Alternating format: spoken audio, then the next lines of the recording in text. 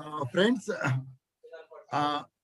आज की जो सेमिनार है यूनियन बजट 2021, अब उसको हम लोग जो है जो हमारे अपना टाइम था उसी हिसाब से हम लोग शुरू कर रहे हैं।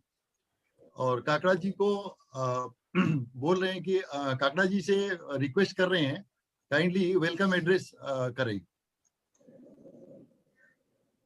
Friends, Kakra ji. thank you, DK. Friends, today's webinar on Union Budget 2021 has been organized by Legal Relief Society Calcutta, Siliguri Taxation Bar Association, Siliguri Tax Advocates Bar Association, and North Bengal Tax Advocates Association, with equally supported by members of Pusa Road CS Study Circle and Jamshedpur Tax Bar Association. I welcome all the Galaxy members of these association and our today's star speaker, Sri Kapil Goyal ji. To organize all the association under one umbrella is none other than our beloved seminar committee chairman, Sri D.K. Agrawal. Further, it's a pleasure for all of us that Government of India, Ministry of Finance, appointed Sri D.K. Agrawal, advocate, as standing counsel for Sikkim High Court for arguing indirect taxes as standing counsel. Our heartiest congratulations to Mr. D.K. Agrawal. The subject matter of today's virtual seminar is direct tax provision proposed by in Union Budget 2021 by our Finance Minister Srimati Nirmala Sitharaman ji. And for this purpose, we are very much fortunate that Sri Kapil ji given their consent to address and increase the knowledge of our members. आज की उत्सव मूर्ति यूं तो किसी introduction की मोहताज नहीं है, but to sum up, I simply said that today he is a great inspiration to young professional CA tax advocates in our country. For formal brief introduction of Sri Kapil Goyal ji, I request Sri Arvind ji Agrawal to give to say something about his biodata. And before that, I like to say in 2 lines, looking the Kapil Goyal ji, खुदी को कर बुलंद इतना कि खुदा बंदे से खुद पूछे बता तेरी रजा क्या है, मैं बाके बिहारी की. Now I request Arvind Agrawal for biodata. Yes, Arvind. Yeah, thank you, sir. Thank you very much. Mr. Kapil Goyal ji is a मेरे को जो दिया गया टास्क है वो इंट्रोडक्शन करने के लिए दिया गया है. मैं कपिल जी को इंट्रोड्यूस कर रहा हूँ, ये मेरे लिए बहुत गर्व की बात है मेरे लिए. I am very young to you sir. I am sorry if मैं कोई मिस्टेक अगर कर जाऊँ तो मेरे को माफ कर दीजिएगा please. I introduce Mr. Kapil Goyal ji. Mr. Kapil Goyal ji is a Bachelor of Commerce from Delhi University in 2003 and is a law graduate from Merit University. In 2006 he completed it and a fellow member of ICAI November 2004. At present he is practicing as an advocate Delhi High Court. His expertise lies in direct tax litigations and prompt in-depth analysis of latest case laws. He has represented more than 1,000 cases at appellate authorities, including ITAI and High Court level. He is a member of Direct Tax Representation Committee in All India Federation of Direct Tax Practitioners for interaction with CBDT and Ministry of Finance. He is awarded as Best Speaker Emerging Talent Direct Taxes by NIRC ICAI 2011 and in 2015. He is a designated faculty for International Taxation Certificate course being conducted by Committee of International Taxation ICAI. He is also nominated as a co-op member of the Committee on International Taxation for the year 2020-21 by the IC. You are heartily welcome, sir. Thank you very much, sir. Thank you, Arvind ji. Thank you, Arvind ji. Thank you, sir. Friends, 2021 का union budget अपने आप में नायाब और बहुत ऐतिहासिक रहा. Post pandemic इतना चुनौतीपूर्ण बजट देना अपने आप में एक नायाब चीज है, और इस चुनौती के लिए हमने उसी हिसाब से आज के स्पीकर का चुनाव किया है। और हमें पूरी विश्वास है कि इनके उद्बोधन के बाद में हम सभी लाभान्वित होंगे। और हमें ये जो, यद्यपि देखा जाए तो इस वर्ष सर्जिकल, ये भी सर्जिकल है, अंग प्रत्यारोपण वाली चीजें हो गई, रीअसेसमेंट, जो कि आज तक रीजन टू बिलीफ को लेकर चलता रहा था, वो एकदम परिभाषा उन्होंने इंफॉर्मेशन बदल दी। अब जीकेएन का क्या हाल होगा, और change of opinion, reason to believe, jurisdictional, ये सब बातें कहाँ तक रहेगी, वो आगे का विषय है। और सेटलमेंट कमीशन को अलविदा कह दिया गया है, और साथ ही साथ उसके लिए अलग रिजोल्यूशन पैनल का गठन किया गया है। और तो फैक्ट फाइंडिंग अथॉरिटी, जो जहां जाके एक जस्टिस मिलती थी ITAT, उसको भी फेसलेस कर दिया गया है। तो इन सब अवस्थाओं के अंदर में आगे के लिए सब प्रोफेशनल्स के लिए नई चुनौती और नए अंदाज के अंदर में इसका मुकाबला करना पड़ेगा। अपने आप को अब आपको पढ़ना पड़ेगा, और अपने आप को उसी हिसाब से फिटेस्ट विल बी सर्वाइव। और इस चीज पे हमारी मदद करेंगे कपिल गोयल जी। तो आज का सेशन ये भी एक ऐतिहासिक रहेगा, और मेरी सब आपसे गुजारिश है कि आज के लेक्चर के बीच में कोई भी सवाल न करे, और जो भी सवाल पूछने हैं आपको आप चेक बॉक्स में दीजिए, और उसके बाद में उन सवालों का आपका जवाब दिया जाएगा। लेकिन बीच में कोई भी प्लीज न बोले। इन शब्दों के साथ मैं कपिल जी से रिक्वेस्ट करूंगा कि अपना एड्रेस आरंभ करें। थैंक यू काकरा साहब। Am I audible sir? Yes sir. Thank you Kakra साहब। राधे राधे सबको, हरे कृष्णा, सीताराम। प्रभु की कृपा सब पे बनी रहे, प्रभु की कृपा बहे सब काजू, जन्म हमार सफल व आजू। ये सुंदरकांड की चौपाई है, मुझे बहुत अच्छी लगती है। प्रबसी नगर कीजे सब काजा, हृदय राखे कौशलपुर राजा। तो ऐसी आशा के साथ कि परमात्मा की कृपा हम सब पे बनी रहे। मेरे को बहुत लोग जानते हैं, सिलीगुड़ी में दोस्त मेरे जो देख मुझे कहते हैं कि अभी आपको मेरे को देख के खुशी होती है। मुझे भी सर आप लोगों से मिलकर खुशी, उतनी ही खुशी होती है। हाँ, कि आपका जितना प्यार आशीर्वाद मेरे सर पे है, मैं रेसिप्रोकेट उतना ना कर पाता हूँ। तो ये है कि पर हाँ, आई ट्राई माई सेल्फ कि मैं आप लोगों के जो लव एंड अफेक्शन को काकरा जी अपनी तरफ से जितनी मेरी लिमिटेड शक्ति है साहब, मेरे शरीर के हिसाब से मैं उस तरीके से उसको रेसिप्रोकेट कर पाऊँ, हम्बली ह्यूमिलिटी के साथ और विनम्रता के साथ साथ। राजेश भाई भी मेरे बड़े पुराने मित्र हैं और मेरे दोस्त भी हैं, पूसा रोड पे मुझे बुलाते रहते हैं, और वैसे भी मेरे प्रति थोड़े हार्श भी है मैं कहूँगा, क्योंकि मेरे से इतनी हार्श इसलिए मैं ऐसे बोल रहा हूँ पब्लिकली इन पब्लिक, क्योंकि मेरे से बहुत मेहनत करवाते हैं पढ़ाई के अंदर, कह रहे ज्यादा पढ़ो भी, आप कम पढ़ते हो। तो इसीलिए मैं इनका भी धन्यवाद करता हूँ, साधुवाद करता हूँ कि इनका आशीर्वाद मेरे सर के ऊपर बना हुआ है। तिब्बरवाल साहब को देखकर तिब्बरवाल साहब आपको देखकर बहुत खुशी हो रही है। He is a legal luminary to me, not less than any legal luminary to me. His wisdom, his words, his presence, his way of thinking also helps me, Tibrewal sahab. So kind of you being here, sir, Tibrewal sahab. अगर और सब आप सबको भी sir प्रणाम sir.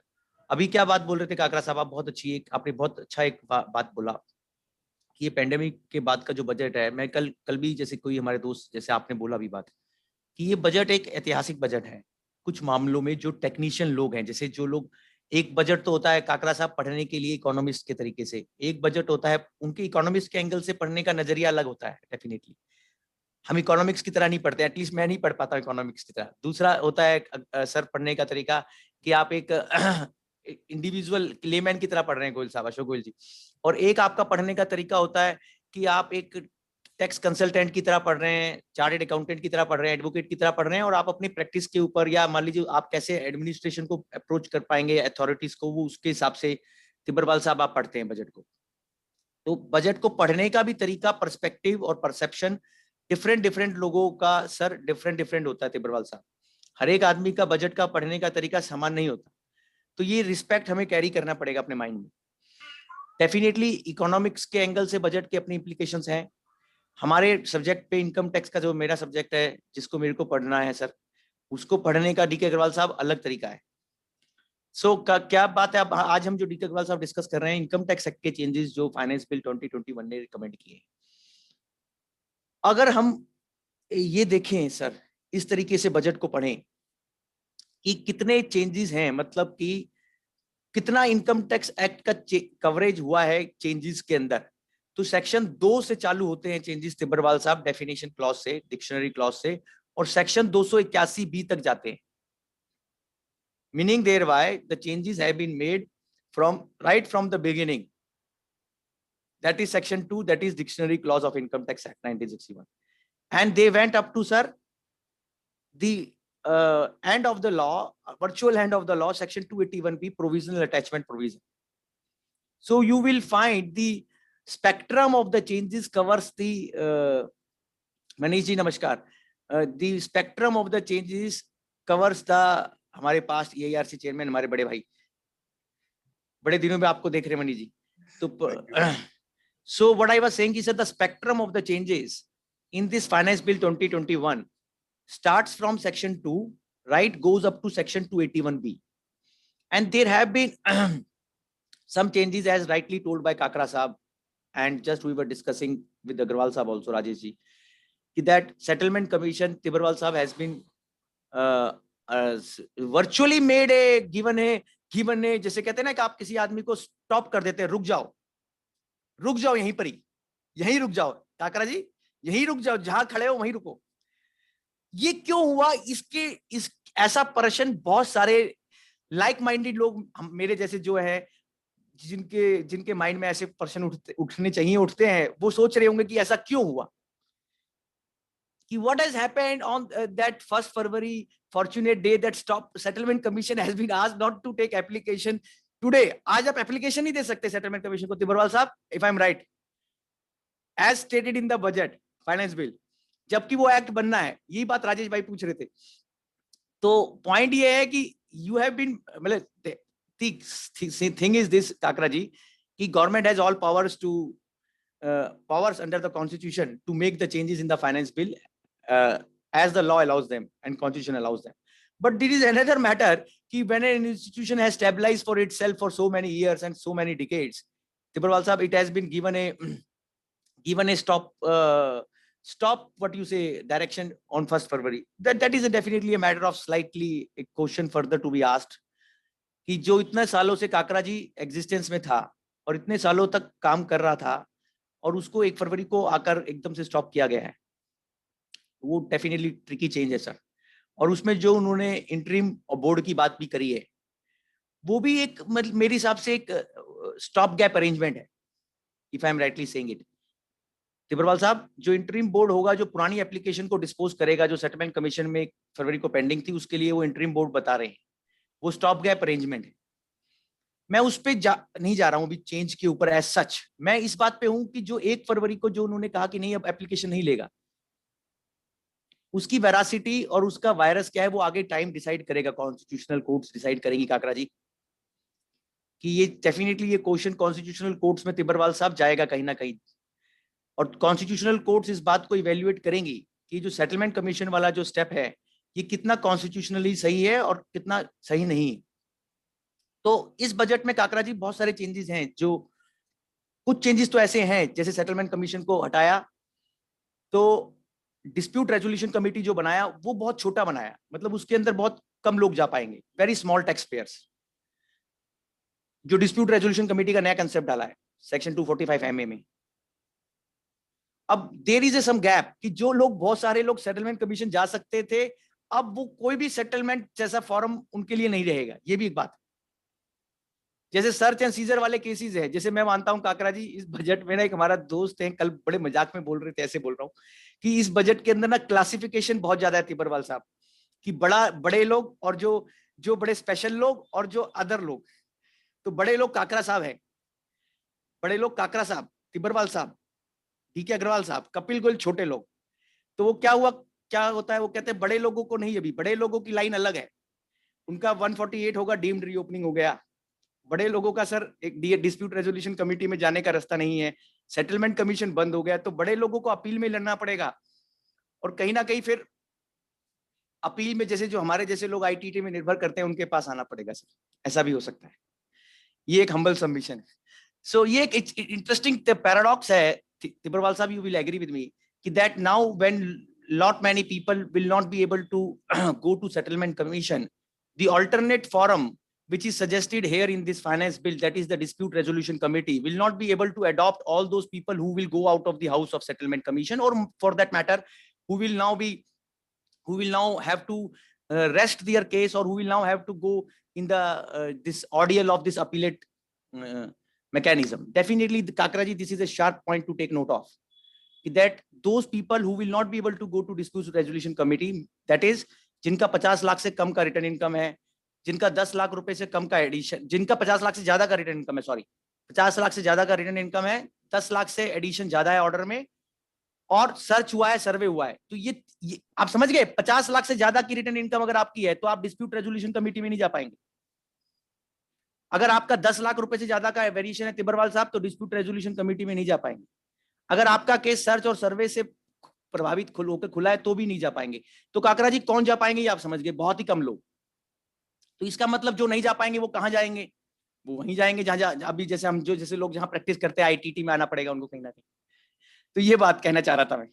तो ये एक समीक्षा है सर कि सेटलमेंट कमीशन 1 फरवरी से जब ऑफ हो जाएगा, हो गया है, और वो कितना सही है गलत है, राजेश अग्रवाल जी मुझसे पूछ रहे थे सर ये कॉन्स्टिट्यूशनल कोर्ट के लिए मुद्दा और कॉन्स्टिट्यूशनल कोर्ट के लिए फूडर है, पर जो नया फॉर्म आया है वो बीच आप समझ रहे गैप आ गया ना आप सर। बहुत सारे लोग डिस्प्यूट रेजोल्यूशन कमेटी भी नहीं जा पा रहे हैं और बहुत सारे लोग सेटलमेंट कमीशन भी नहीं जा पाएंगे, तो बहुत सारे लोग अब अपील ही लड़ना पड़ेगा। और अपील लड़ने के लिए आपको पता है कि इंटरेस्टिंग चेंज कि faceless assessment, faceless appeal, and now you have faceless, you have 3 tiers Tibberwal साहब। मतलब दिस इज द एब्सोल्यूट, मतलब I will say with due humility at my command, not as a criticism, कि कितनी तेज चल रहे हैं हम। अगस्त में वो चेंज आया था फेसलेस असेसमेंट का सर। मैं फेसलेस असेसमेंट को क्रिटिसाइज नहीं कर रहा हूं सर, बिल्कुल भी ना फेसलेस अपील को क्रिटिसाइज कर रहा हूं, ना फेसलेस ट्रिब्यूनल को क्रिटिसाइज कर रहा हूं। मैं एकेडमिकली एनालाइज कर रहा हूं कि 6 महीने के अंदर काकरा जी आपने 3 हायरार्कीज को फेसलेस करने की बात कर दी है। 2 तो हो गई है ऑलरेडी, असेसमेंट भी हो गई है और अपील भी हो गई है तिब्बरवाल साहब। तो जो रैशनल और जस्टिफाइड जुडिशियल प्रोसेस है वो कहां तक टिक पाएगा, फाइनल फैक्ट फाइंडिंग कहां तक सही हो पाएगी, कोर्ट रूम एटमॉस्फेयर कितना रहेगा। काकरा जी मेरा पंच पॉइंट है, कोर्ट रूम एटमॉस्फेयर कहां तक जिंदा रहेगा आईटीटी का। देखिए मैंने ही सीखा है सर, मैं छोटा एक्सपीरियंस है मेरा, आप जितना नहीं है काकरा जी, आप बहुत बड़े हैं मेरे से उम्र में। कोर्ट रूम एक्सपीरियंस तिब्बरवाल साहब बहुत बड़े हैं। Court room experience, court room situation किसी भी कोर्ट के लिए, चाहे वो ट्राइब्यूनल भी है, उसके लिए अति अनिवार्य है सर। कोर्ट रूम रहने से ही जस्टिस की फीलिंग आती है सर, कॉन्फिडेंस आता है। कोर्ट रूम के रहने से ही वो कोर्ट क्राफ्ट बनता है गुल साहब। कोर्ट रूम के रहने से ही वकील को वकील पता चलता है क्या है, जज को जज पता चलता है क्या है, मौकिल। और ये नहीं है मैं वीडियो कॉन्फ्रेंसिंग के विरुद्ध हूं, वर्चुअल प्रोसेस के विरुद्ध। मैं तो सबसे ज्यादा खुश हूं, मैंने जितने केस अपने 2 साल में वैसे लड़े थे, 6 महीने में वर्चुअल में उससे ज्यादा लड़ लिए काकरा जी। तो मेरे को वर्चुअल पसंद है बहुत ज्यादा, ये बात है। बट मुझे वो बात नहीं समझ आती कि जब मैं जज मेरा चेहरा नहीं देखेगा, जैसे आपने कहा नहीं हम आपका चेहरा देखना चाहते हैं, क्यों देखना चाहते हैं मेरा चेहरा भैया? मेरा चेहरा तो किसी हीरो की तरह भी नहीं है, बड़ा अजीब सा। आप लोग तो मुझे जो आशीर्वाद देते हैं अच्छा देखते हैं, पर मेरा चेहरा तो बहुत अच्छा नहीं है अभी इतना। पर ये नहीं है, चेहरा दिखने की बात नहीं है सर, कॉन्फिडेंस, फीलिंग, मतलब कंफर्ट। जैसे एक कोर्ट में आप खड़े हैं, जज को बता रहे हैं, ये एम्फेसिस दे रहे हैं। अच्छा कोर्ट रूम के रहने से गोयल साहब क्या होता है, एम्फेसिस देते हैं आप, कि जज साहब को बोलते हैं सर ये पॉइंट है, ये पैरा है, ये पेज नंबर है। वो आप फेसलेस में कैसे करेंगे? Question mark. Court room atmosphere का क्या होगा? Question mark. फिर जस्टिस डिलीवरी के अंदर बहुत सारी चीजें कागज से नहीं चल सकती है। जस्टिस डिलीवरी में बहुत सारी चीजें, मतलब ठीक है, written pleadings are one of the integral part of the justice dispensation, but Kakra ji, most important part is the confidence of the litigant in the system in which justice is given. To my humblest understanding, अगर आप faceless tribunal कर देंगे और अगर eliminate कर देंगे interface tribunal member का litigant के साथ, तो कहीं ना कहीं justice delivery would see some kind of bottlenecks. तो मेरा हम्बल ओपिनियन ये है सर, सबमिशन रिप्रेजेंटेशन के लिए आपकी सोसाइटी के लिए, कि कोर्ट रूम एटमॉस्फेयर। अच्छा देखिए काकरा जी, आप तो इस बात को ज्यादा अप्रिशिएट करेंगे कि बहुत सारे लोग ट्राइब्यूनल से एलिवेट होते हैं हाई कोर्ट्स में, कोर्ट नीचे ट्राइब्यूनल, और वकील भी होते हैं, मेंबर साहब भी होते हैं। तो अगर आप इस तरीके का एटमॉस्फेयर बना देंगे फेसलेस, तो वो हाई कोर्ट मटेरियल कैसे क्रिएट होगा? सॉरी, मैं अपने लिए नहीं बोल रहा हूं, मैं बोल रहा हूं वैसे एक जनरल सेंस में कि हाई कोर्ट मटेरियल अगर आपको क्रिएट करना है अच्छा, तो कोर्ट रूम एटमोस्फेयर तो रखना ही पड़ेगा ना। जिससे हाई कोर्ट में जाना है तो कॉन्स्टिट्यूशनल जजमेंट भी सुनने हैं, क्रिमिनल भी सुनने हैं, मैट्रिमोनियल भी सुनने हैं, फैमिली वाले भी सुनने हैं, टैक्स भी सुनने हैं। तो आप इसका इंप्लीकेशन देखिए कितना कितना फार रीचिंग इंप्लीकेशन हो सकता है। एक ट्राइब्यूनल, मदर ट्राइब्यूनल को आप फेसलेस बना देंगे तो ये सारी भी बन जाएंगे फिर। और क्या ये उचित है, न्यायोचित संविधानिक लिए? ये क्वेश्चन मार्क है। जस्टिस डिलीवरी के हिसाब से सही होगा क्या? उसमें कॉन्फिडेंस ऑफ लिटिगेंट रहेगा सर? क्या उसके अंदर वो, जैसे आपको हम जब बात कर रहे हैं और मैं एम्फेसाइज दे रहा हूं, वो एम्फेसिस वाली भावना आ पाएगी? अभी कल परसों मैंने एक चैम्बर ऑफ टैक्स कंसल्टेंट है काकरा जी बॉम्बे में, उनका रिप्रेजेंटेशन बड़ा फेसलेस अपील के लिए, सीआईटीपी वाले के लिए, उन्होंने इस बात को बहुत जोर दिया है कि कभी भी आप फिजिकल हियरिंग और ओरल हियरिंग को खत्म नहीं कर सकते 1 to 1। और उसका रीजन है काकरा जी की one who decides must here. जो मेरा डिसीजन ले रहा है उसको सुने तो क्या, तो सही मुझे भैया, आप इंस्टीट्यूशनल डिसीजन थोड़ा ले रहे हैं, आप तो उस आदमी का केस सुन रहे हैं जिसने अपील दाखिल करी है, उसको आपको सुनना है कि जिससे उसे कॉन्फिडेंस रहे कि उसको आपने सुन लिया है। ये कैसे होगा? फेसलेस में हो जाएगा अशोक गोयल जी? हो जाएगा, अच्छी बात है सर।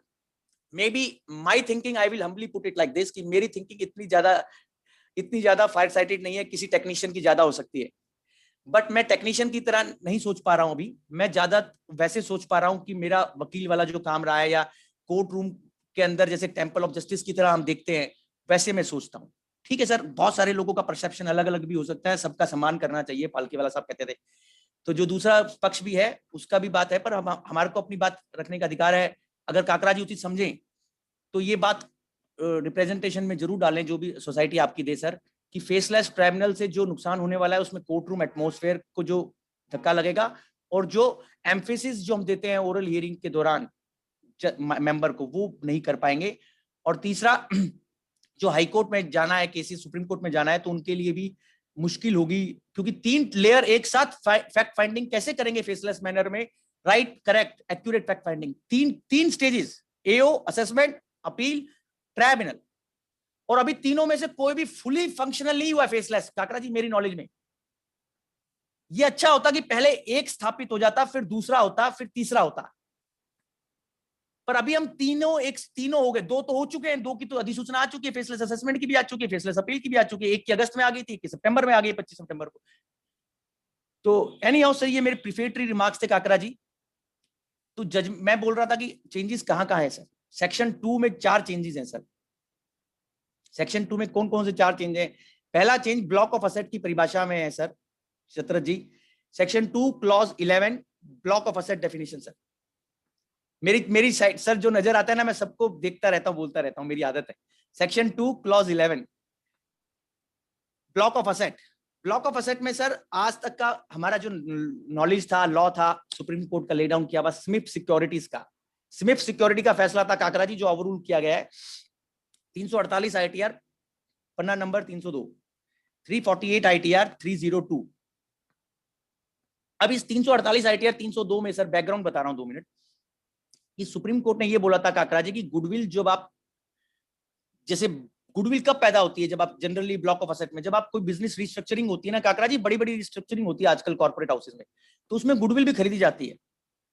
और हमारे अकाउंटिंग स्टैंडर्ड्स में भी गुडविल खरीदने का मना नहीं है, गुडविल हो सकती है, मतलब goodwill is A separate asset. तो सुप्रीम कोर्ट का फैसला आ गया था स्मिथ सिक्योरिटीज का 348 आईटीआर 302 की goodwill is a depreciable asset as intangible asset and depreciation will be given. अब मेरे को लगा इस मेमोरेंडम में, एक दोस्त कल पूछ रहे थे यार इतना लंबा सर बजट कैसे, इन्होंने 10 पेज लिखे हैं इस पे। 10 पेज क्यों लिखे इस वाले पॉइंट पे मेमोरेंडम में? क्लॉज तो छोटा सा है, पर मेमोरेंडम में गोयल साहब 10 पेज लिखे, चतरा साहब 10 पेज। उन्होंने स्मिथ सिक्योरिटी भी लिखा है, उन्होंने अपनी बात भी लिखी है। तो मुझे जहां चेंज लगा, जो थोड़ा सा मेंशन करने योग्य लगा काकरा जी, वही बात लिखी है कि गुडविल कभी डेप्रिसिएशन हो ही नहीं सकती, ऐसा गवर्नमेंट का मानना है। ये उन्होंने उस मेमोरेंडम में लिखा है। तो उन्होंने क्या किया इस चेंज में? उन्होंने कहा कि साहब अब आगे से आपको अगले वाले सालों से, जो कमिंग ईयर्स हैं, वहां से आपको गुडविल पे डेप्रिसिएशन नहीं मिलेगा। मतलब सेक्शन 2 क्लॉज 11 का चेंज क्या हुआ कि ब्लॉक ऑफ असेट से, जहां आपका वो इंटेंजिबल एसेट लिखा था, उसमें से ब्लॉक ऑफ असेट की फैमिली में से गुडविल और business and goodwill of profession will no longer be part of block of assets. goodwill of business and goodwill of profession. Once it is not forming part of block of assets, then definitely corresponding adjustments has to be given in other section also, sir. उनके कुछ corresponding changes भी किए उन्होंने. कहाँ, जैसे section 50 में भी change है, सेक्शन 55 में भी चेंज है, 43 में भी चेंज है. आप देखिए कहाँ चेंज है. इन्होंने सेक्शन 50 में भी चेंज किया है सर, और सेक्शन 55 में भी चेंज किया है. अब 50 और 55 का चेंज क्यों करना पड़ा गोयल साहब? वो इसलिए करना पड़ा कि अब आप जब गुडविल बेचेंगे, आगे जब एसेट तो है ही ना आपके पास, कैपिटल एसेट तो है ही, तो उसका जो भी ट्रीटमेंट होगा वो कैपिटल गेन हेड में होगा. तो वो रिजल्टेंट जो आपकी कॉस्ट होगी या जो WDV आपके फ्रीज हो जाएगी जो उसका, और जो आपको कंसिडरेशन मिलेगी उसका ट्रीटमेंट काकरा जी सेक्शन 50 और सेक्शन 55 के अधीन हो, कैपिटल गेन हेड में. Are you getting my point? So the change is like this कि ब्लॉक ऑफ असेट की डेफिनेशन जो सेक्शन 2 क्लॉज 11 में है, उसमें goodwill of business and goodwill of depreciation are no longer intangible asset के लिए भी नहीं और अदरवाइज भी नहीं. आप गुडविल पे डेप्रिसिएशन नहीं ले पाएंगे अब. और सेक्शन 32 में भी यही चेंज है, सॉरी सेक्शन 32 में भी है जो डेप्रिसिएशन का सेक्शन होता है. सो पहला चेंज क्या है काकरा? अच्छा, ये जजमेंट ओवररूल करने का जो परंपरा थी या परंपरा है, ये बहुत लोग तो इसको मानते हैं. चलिए चेंज, मैंने कहा ना परसेप्शन है सर. अब आप देखिए, एक तरीके से तो बहुत अच्छा लगेगा कि चेंज हो गया, नया कुछ हो रहा है, और एक तरीके से मेरे जैसे आदमी की कम समझ वाले व्यक्ति की समझ से, मैं कम समझ वाला व्यक्ति हूँ, तो मेरी समझ से देखेंगे तो मुझे ऐसा लगेगा कि जो जजमेंट 10 साल पहले आया था और वो लॉ स्टेबलाइज हो गया था, स्टेयर डिसाइसिस, क्योंकि हमें पढ़ा दिया था ना, हमारे दिमाग में घुसेड़ दिया था हमारे टीचर ने, stare decisis, look with consistency. तो ठीक है, स्टेयर डिसाइसिस अपनी जगह है, सुप्रीम कोर्ट का रूलिंग अपनी जगह है, जो लॉ में संशोधन किया गया है वो अपनी जगह है, और मेरा भावना अपनी जगह है. उसका बिल्कुल कोई महत्व नहीं है. अभी महत्व इस बात का कि जो चेंज था वो मैंने बता दिया, और मैंने अपनी बात भी रख दी सर कि जो ये एक नया ट्रेंड है अभी, ये मैंने पिछले 3 दिनों से बोल रहा हूँ काकरा जी, आपके यहाँ भी बोल रहा हूँ ह्यूमिलिटी के नाते और एकेडमिशियन के नाते, कि जो चीज पहले से सेटल हो गई थी, ये नहीं कि स्मिथ सिक्योरिटीज का ऑर्डर आज आया है सर. काकरा जी ये ऑर्डर 10 साल पुराना ऑर्डर है. 348 ITR था, अब 430 चल रहा है. आप इसी से अंदाजा लगा लीजिए. आज की तारीख में 430 ITR है करंट ITR जो मेरी नॉलेज में, और ये 348 था. तो 10 साल तक अशोक जी, 10 साल तक भैया आपने आप कहेंगे यार उसमें क्या हुआ, 10 साल तक रह गया, तो इसका मतलब थोड़ा कि चेंज नहीं हो सकता. मैं ये नहीं कह रहा चेंज नहीं हो सकता, नोबडी इज डाउटिंग चेंज नहीं हो सकता, पर चेंज मतलब जो पोजीशन आपने 10 साल से अलाउ करी थी वो आपने चेंज कर दी. ठीक है, तो ये मैं इसलिए बोलता हूं अंडरलाइन करके कि ये एक डिस्टर्बिंग सा ट्रेंड है हल्का सा, कि जहां इस बजट में आप मानेंगे सर मेरे साथ अभी, और आपने सबने पढ़ भी लिया होगा काफी लोगों ने, कि 6-7 ऐसे एरिया है तिब्बरवाल साहब जहां पर कोर्ट के जजमेंट्स को ओवररूल किया गया. और एक आकरा जी बहुत बहुत ज्यादा अच्छा हेल्दी ट्रेंड नहीं है. हम मानते हैं कि जो कोर्ट के अच्छे जजमेंट्स हैं, जिनको आपने एक स्टेयर डिसाइसिस के नाते एक होल्ड करने की इजाजत भी दी, तो उसको आप बल्कि इनकॉर्पोरेट करें पॉजिटिवली, अगर लॉ उसके वेरिएशन पे है, ना कि उसको ओवररूल करें, उस जज की थिंकिंग को या उस कोर्ट की थिंकिंग को कहें कि नहीं वो गलत थी. Anyhow, that is a democratic process. Constitution allows the government to make the amendments, nullify the orders of the apex courts. That is the power with the government, no doubt about it. But we are having a academic thinking. मैंने कहा ना perception है sir. Maybe somebody can have a different perception. I would humbly agree with that also. मतलब respect that. दूसरा change काकरा जी इसमें section 2 clause 11 के बाद, जो ब्लॉक ऑफ असेट्स के बाद का चेंज है, दूसरा पॉइंट, कैपिटल असेट की परिभाषा हमें दी है सेक्शन 2 क्लॉज 14 के अंदर, जिसका कैपिटल गेन सेक्शन 45 में है, जिसके लिए short term capital gain 111A की बात करता है 112A लॉन्ग टर्म बात करता है. Unit linked insurance plan, Chatrath साहब, यूनिट लिंक्ड इंश्योरेंस प्लान जो 2.5 लाख रुपए से ऊपर का आप प्रीमियम देंगे सर, वो चौथा प्रोवाइजो ऐड किया गया है और 5वां प्रोवाइजो ऐड किया गया है सेक्शन 10 क्लॉज 10D के साथ. पहले तो उन्होंने 10D में अमेंडमेंट किया अशोक जी कि unit linked insurance plan having premium of more than this much amount of 2,50,000 will not be counted as exemptable in that clause. What will happen on their redemption and maturity? They will be counted as capital asset under section 2 clause 14, and resultant capital gain will be assessed under section 45, read with section 111A and 112A. ये श्रृंखला है काकरा जी, थोड़ी difficult है. Section 2 clause 14 में क्या हुआ, capital asset मान लिया यूलिप को जो 2.5 लाख से ऊपर वाला है, उसका कैपिटल गेन सेक्शन 45 में बता दिया, उसका rate of tax short term का 111A में बता दिया, लॉन्ग टर्म कैपिटल का 112A लगेगा, और साथ में 10D के अंदर 2 प्रोवाइजो ऐड कर दिए, चौथा प्रोवाइजो और 5वां प्रोवाइजो, जिसमें उसको 10D से बाहर निकाल दिया. तो सेक्शन 2 क्लॉज 11 हो गया sir, block of assets, first change goodwill, depreciation on goodwill. Second change unit linked insurance plan का जो कैपिटल एसेट मान लिया गया 2.5 लाख से ऊपर वाला, जो चौथा प्रोवाइजो, पांचवा प्रोवाइजो 10-10 डीए। काकरा जी तीसरा चेंज सेक्शन 2 का ही लायबल टू टैक्स, ये एक वर्ड था जिसके ऊपर अनगिनत लोगों ने, अनगिनत विद्वान लोगों ने, मैं बोलूंगा स्कॉलर लोगों ने अपनी बड़ी एनर्जी लगाई सर इंटरनेशनल टैक्सेशन में कि लायबल टू टैक्स क्या होता है, ऐसे समझ में आएगा। उस वर्ड के ऊपर इन्होंने रोशनी डाली है, प्रकाश डाला है, जैसे आपने मेरे पे प्रकाश डाल रखा है इस समय, वैसे प्रकाश डाला है, स्पॉटलाइट डाली है। 229A की बात कर रहा हूं, section 2 clause 29 capital A, liable to tax. इस पे बहुत ज्यादा चेकर्ड हिस्ट्री रही है, मेरे पास समय नहीं है, मैं बताता हूं ना। एडवांस रूलिंग्स आई चतरथ साहब, हाई कोर्ट ऑर्डर्स आए, लायबल टू टैक्स क्या होता है, तो लेजिस्लेचर ने अपनी अंडरस्टैंडिंग दी है सर। इसका इंप्लीकेशन चेंज का आप नोट कर सकते हैं, डबल टैक्सेशन अवॉइडेंस एग्रीमेंट्स पे भी रहेगा, सेक्शन 6 पे भी रहेगा, रेजिडेंशियल स्टेटस। वहां काकरा जी क्या कहना चाहते हैं कि लायबल टू टैक्स मतलब कि अगर किसी कंट्री में टैक्स लगता है और वो एग्जेम्प्ट भी हो गया तो भी वो लायबल टू टैक्स माना जाएगा। आप समझिए, जैसे आप दुबई की बात कर रहे हैं, वहां टैक्स लग रहा है पर वो आप एग्जेम्पशन में है, आप अल्टीमेटली टैक्स नहीं दे रहे, तो भी आपको ये माना जाएगा कि you are liable to tax there. Are you noting my point? So that is the change of section 2 clause 29 capital A. The definition of word liable to tax has been given after a very detailed fight on this issue in various forums. चौथा change sir, फिर एक judgements को overrule करने के लिए किया गया है। 2 लैंडमार्क जजमेंट थे, मद्रास हाई कोर्ट का, बॉम्बे हाई कोर्ट का। चतरथ साहब चेंज ये है स्लम सेल। स्लम सेल की परिभाषा है सेक्शन 2 42C में। काकरा जी सेक्शन 2 क्लॉज 42C। अब 42C क्या कहता है सर? स्लम सेल की परिभाषा में ना पहले एक ऐसी लैंग्वेज थी जिसको पढ़ने से ऐसा लगता था कि कुछ ही टाइप की स्लम सेल मानी जाएंगी, हर एक टाइप की स्लम सेल उसमें इंक्लूड नहीं होगी। बॉम्बे हाईकोर्ट का एक जजमेंट है भारत बिजली लिमिटेड। भारत बिजली लिमिटेड सर, भारत बिजली limited, citation is 365 ITR 258, 365 ITR 258। और इसको फॉलो करके अभी आया लेटेस्ट ऑर्डर मद्रास हाईकोर्ट का 428 ITR page number 1, 428 ITR page 1 Madras high court. ये दोनों जजमेंट्स की जो अंडरस्टैंडिंग थी उसको कहीं ना कहीं ओवररूल कर रहे हैं इस अमेंडमेंट में। मद्रास हाईकोर्ट की 428 ITR पन्ना नंबर 1 और बॉम्बे हाईकोर्ट 365 ITR 258। क्या अंडरस्टैंडिंग थी काकरा जी, उससे समझ में आएगी संशोधन कि स्लम सेल वही स्लम सेल है जो स्ट्रिक्टली स्लम सेल की डेफिनेशन को क्वालिफाई कर रही, ना कि हर एक टाइप का ट्रांसफर जो सेक्शन 2 क्लॉज 47 की डेफिनेशन में फॉल करता है वो स्लम सेल को अंदर आ जाएगा। ऐसा कोर्ट का ओपिनियन था, बॉम्बे उच्च न्यायालय का और मद्रास उच्च न्यायालय का।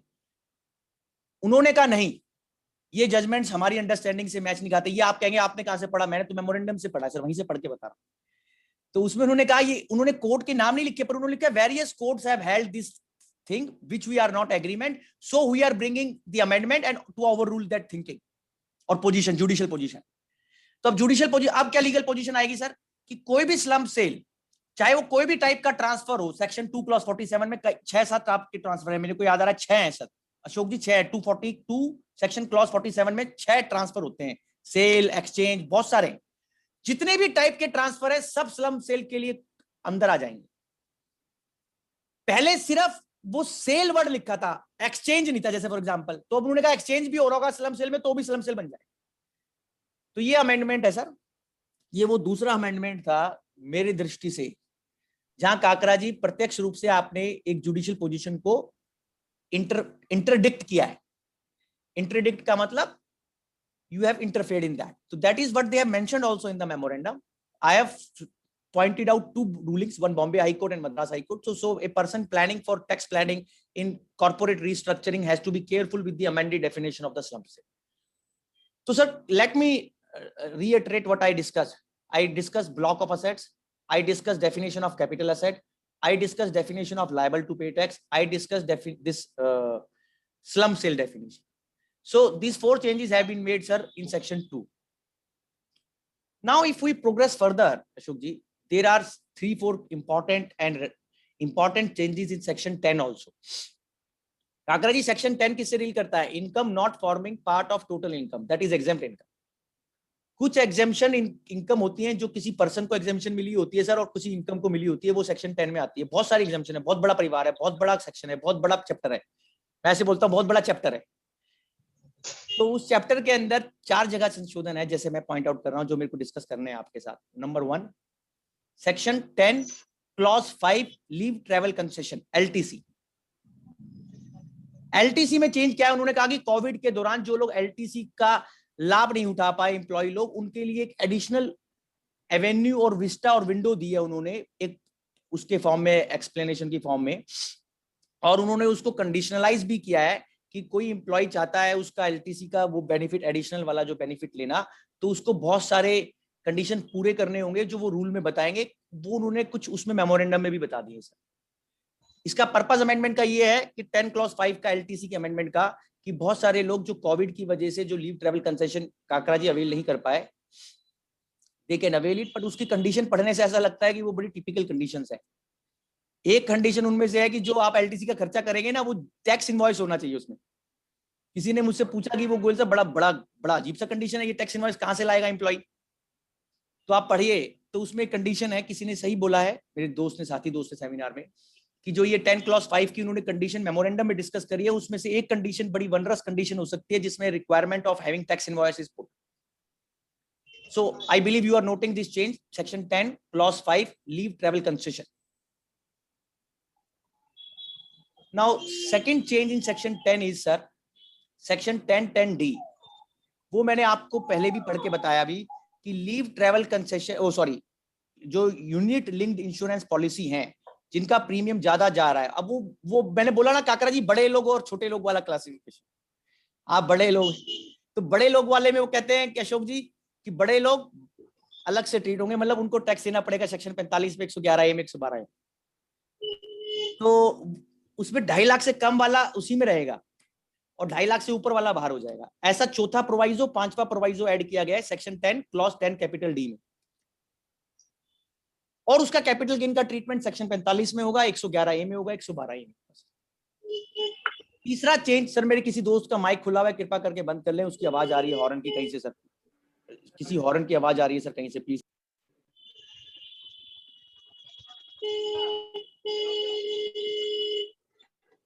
काकरा जी किसके यहां से आ रही है? आपने ये कहीं और?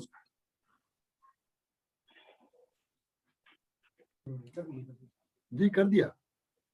Thank you sir, so kind of you, so kind of you sir, so kind of, no problem sir. थोड़ा सा क्या होता है बोलने में, वो फिर अटेंशन वहां चला जाता है। डेफिनेटली एक्चुअली में वैसे तो कोई दिक्कत नहीं है, पर ये क्या अटेंशन ना डाइवर्ट हो जाए, मैं बोल कुछ और रहा हूँ, मेरे दिमाग में कुछ और आ रहा है, तो ऐसा ना हो, मेरी ट्यूनिंग चलती रहे। Section 10 clause 5, section 10 clause 10D we have discussed sir.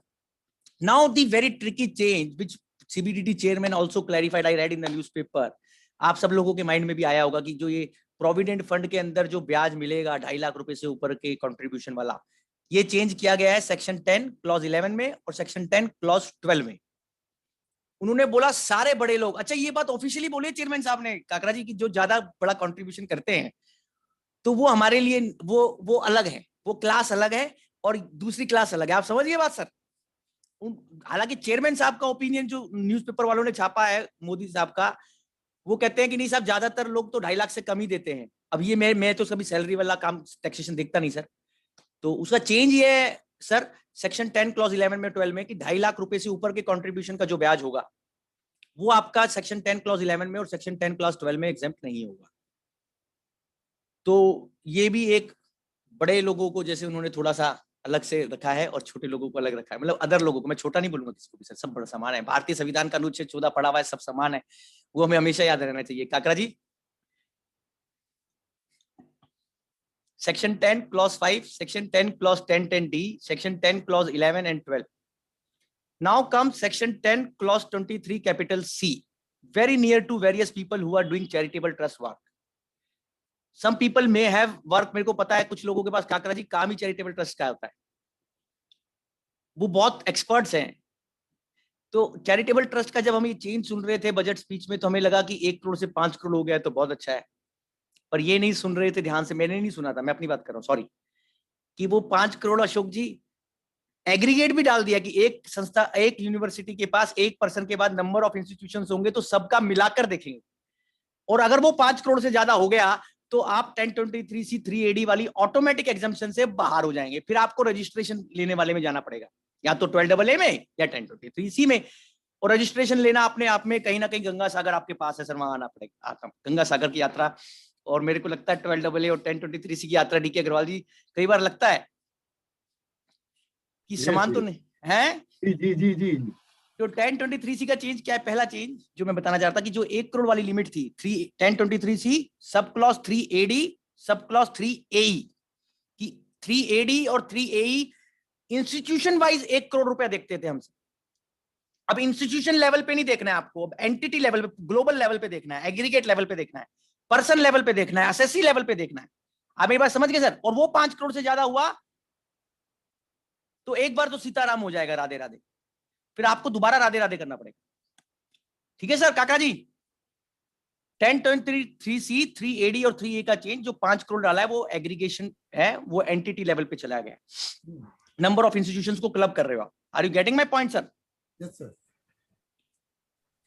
अब दो चीज ऐसे हैं चतरथ साहब जो सेक्शन 1023C में और सेक्शन 11 में 3 चेंज ऐसे हुए हैं जो समान रूप से किए गए।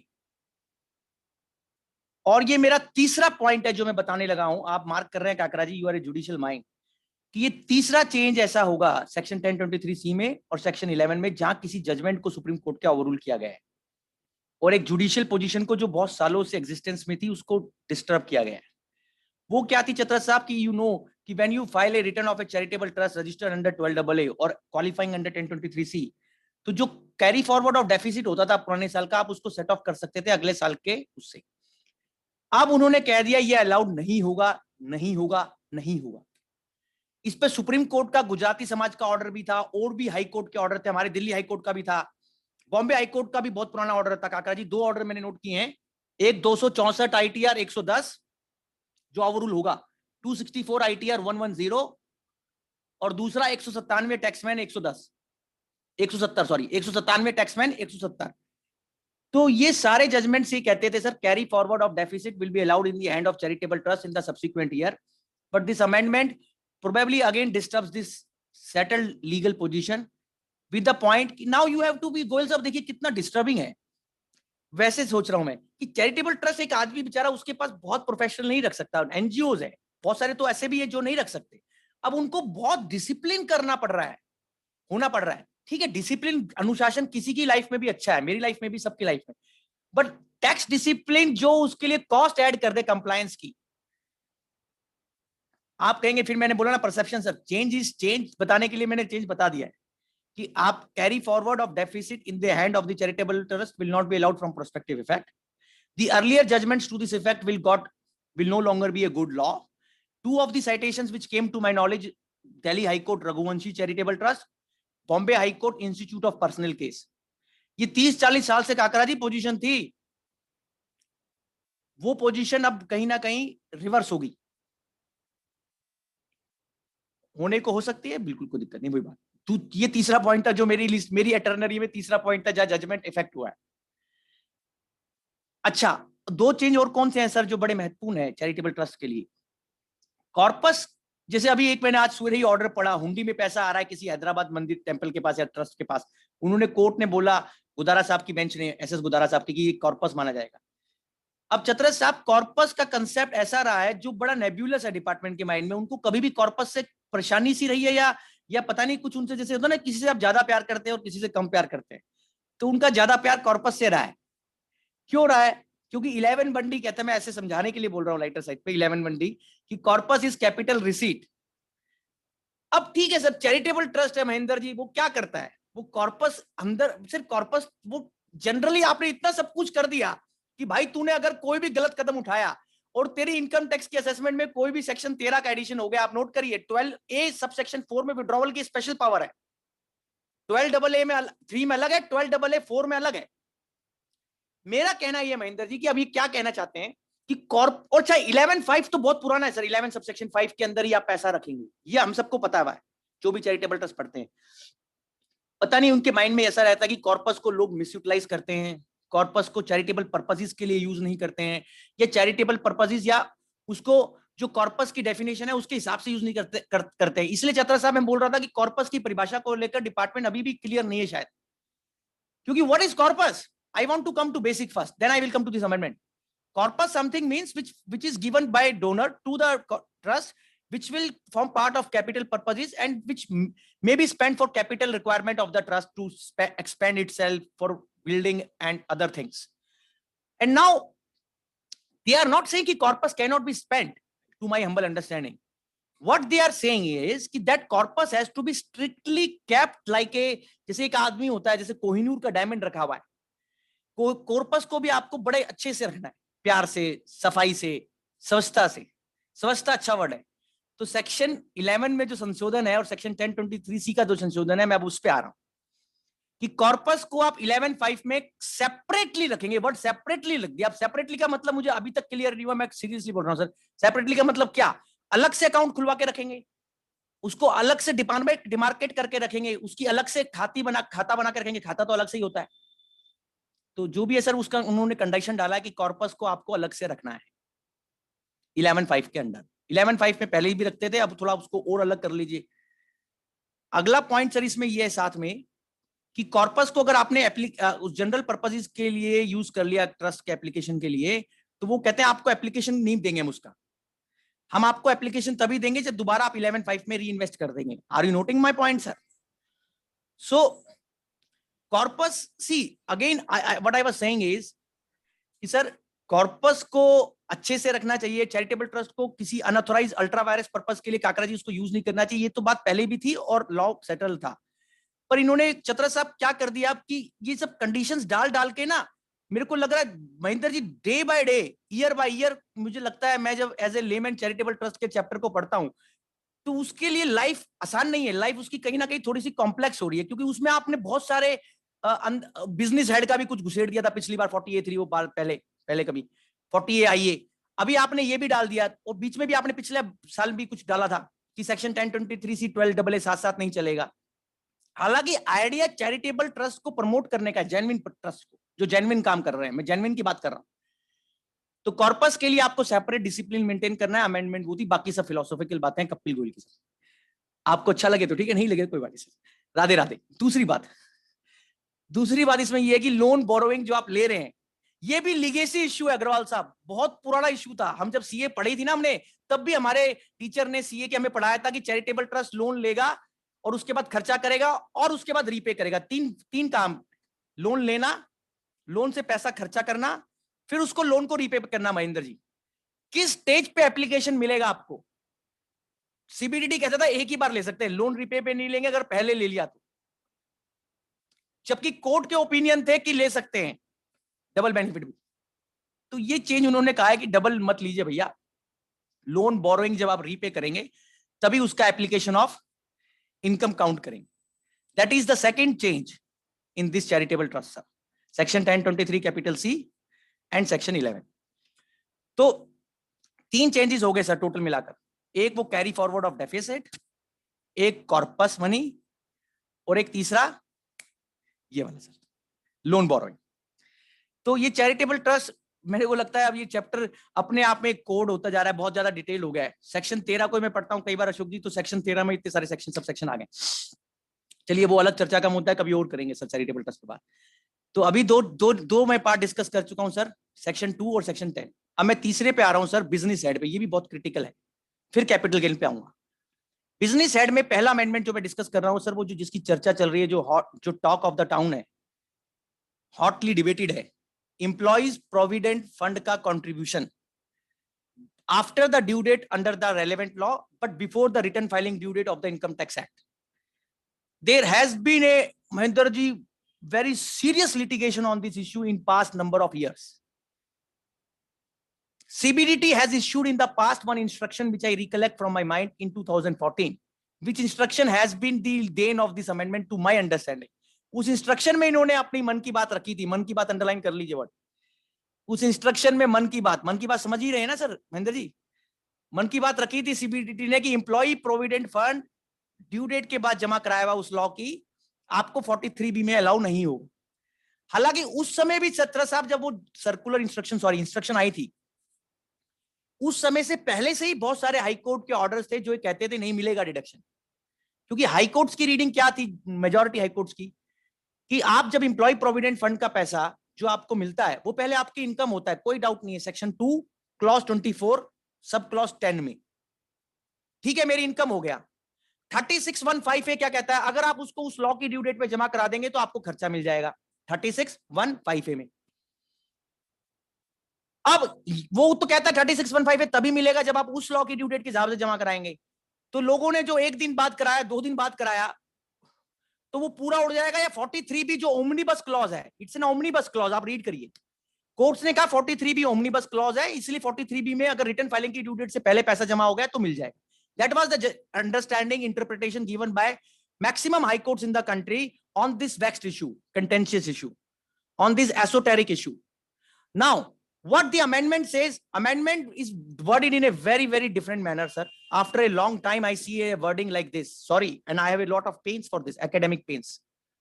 43B में एक explanation number 5 का जन्म हुआ, वो explanation जो नई जन्म ले रही है 5 नंबर, वो क्या कह रही है sir? For the removal of doubts, it is hereby clarified that this was the position and this was always the position. और आप कह रहे नहीं, ये अगले ये जो असेसमेंट ईयर अब आ रहा है ना महेंद्र जी, उससे 21-22 वाला उससे लागू होगा। तो इसका मतलब एक तरफ तो आप ये कह रहे हैं कि सो कॉल्ड प्रोस्पेक्टिव इफेक्ट दे रहे हैं, हालांकि वो प्रोस्पेक्टिव भी पूरा कैसे हुआ, 21-22 का मतलब तो फाइनेंशियल ईयर 20-21 पे तो लग ही गया। तो मेरा सबमिशन है सर कि क्या है ये अमेंडमेंट का स्टेटस, ये रेट्रोस्पेक्टिव अमेंडमेंट है या प्रोस्पेक्टिव अमेंडमेंट है? क्योंकि उस कानून की संशोधन की लैंग्वेज पढ़ने से तो ये लगता है कि लेजिस्लेटिव कमांड ये है कि कभी भी ये नई पोजीशन थी, मीनिंग देयर बाय वो चाहते हैं रेट्रोस्पेक्टिव इफेक्ट दी जाए। जिससे मुझे पेन ये है कि आप 10 साल से, क्या आज ये इशू अराइज हुआ है पहली बार? 10 साल से हाईकोर्ट डिबेट कर रही थी, कई हाईकोर्ट आली, much water has phloem under the bridge on this issue. Why you were in slumber? I asked to myself on this issue in so many times. कल मेरे दोस्त से बड़ी देर तक बहस करते रहे, गोल साहब इसमें क्या हो गया, ये तो कोर्ट्स ने ओवरबोर्ड इंटरप्रिटेशन दी थी। मैंने कहा आई am not on overboard interpretation, let me make my self clear sir here. I am on the point that the issue which has received such judicial attention in last number of years and which has received some stability from some high courts, various high courts. Now you want to say that the entire clock will be put back, and where will that thing go? Amount Mahendra ji चीज छोटी सी है, employ provident fund, but इसका implication बहुत बहुत खतरनाक हो सकता है कि अगर हम 2014 का पहला बजट याद करें, जब गवर्नमेंट ने बोला था हम कोई अमेंडमेंट ऐसा नहीं लाएंगे जो रेट्रोस्पेक्टिवली होगा, वो आज तक उड़ा नहीं है जेटली साहब के वर्ड्स 2014 के, मेरे माइंड में। तो मैं ये कह रहा हूं, मेरे को तो खुशी होगी अशोक जी की अमेंडमेंट रेट्रोस्पेक्टिव ना हो, जैसे मेरे और काउंट दोस्त बोल रहे हैं महेंद्र जी, बट कहीं खुदा ना खास्ता,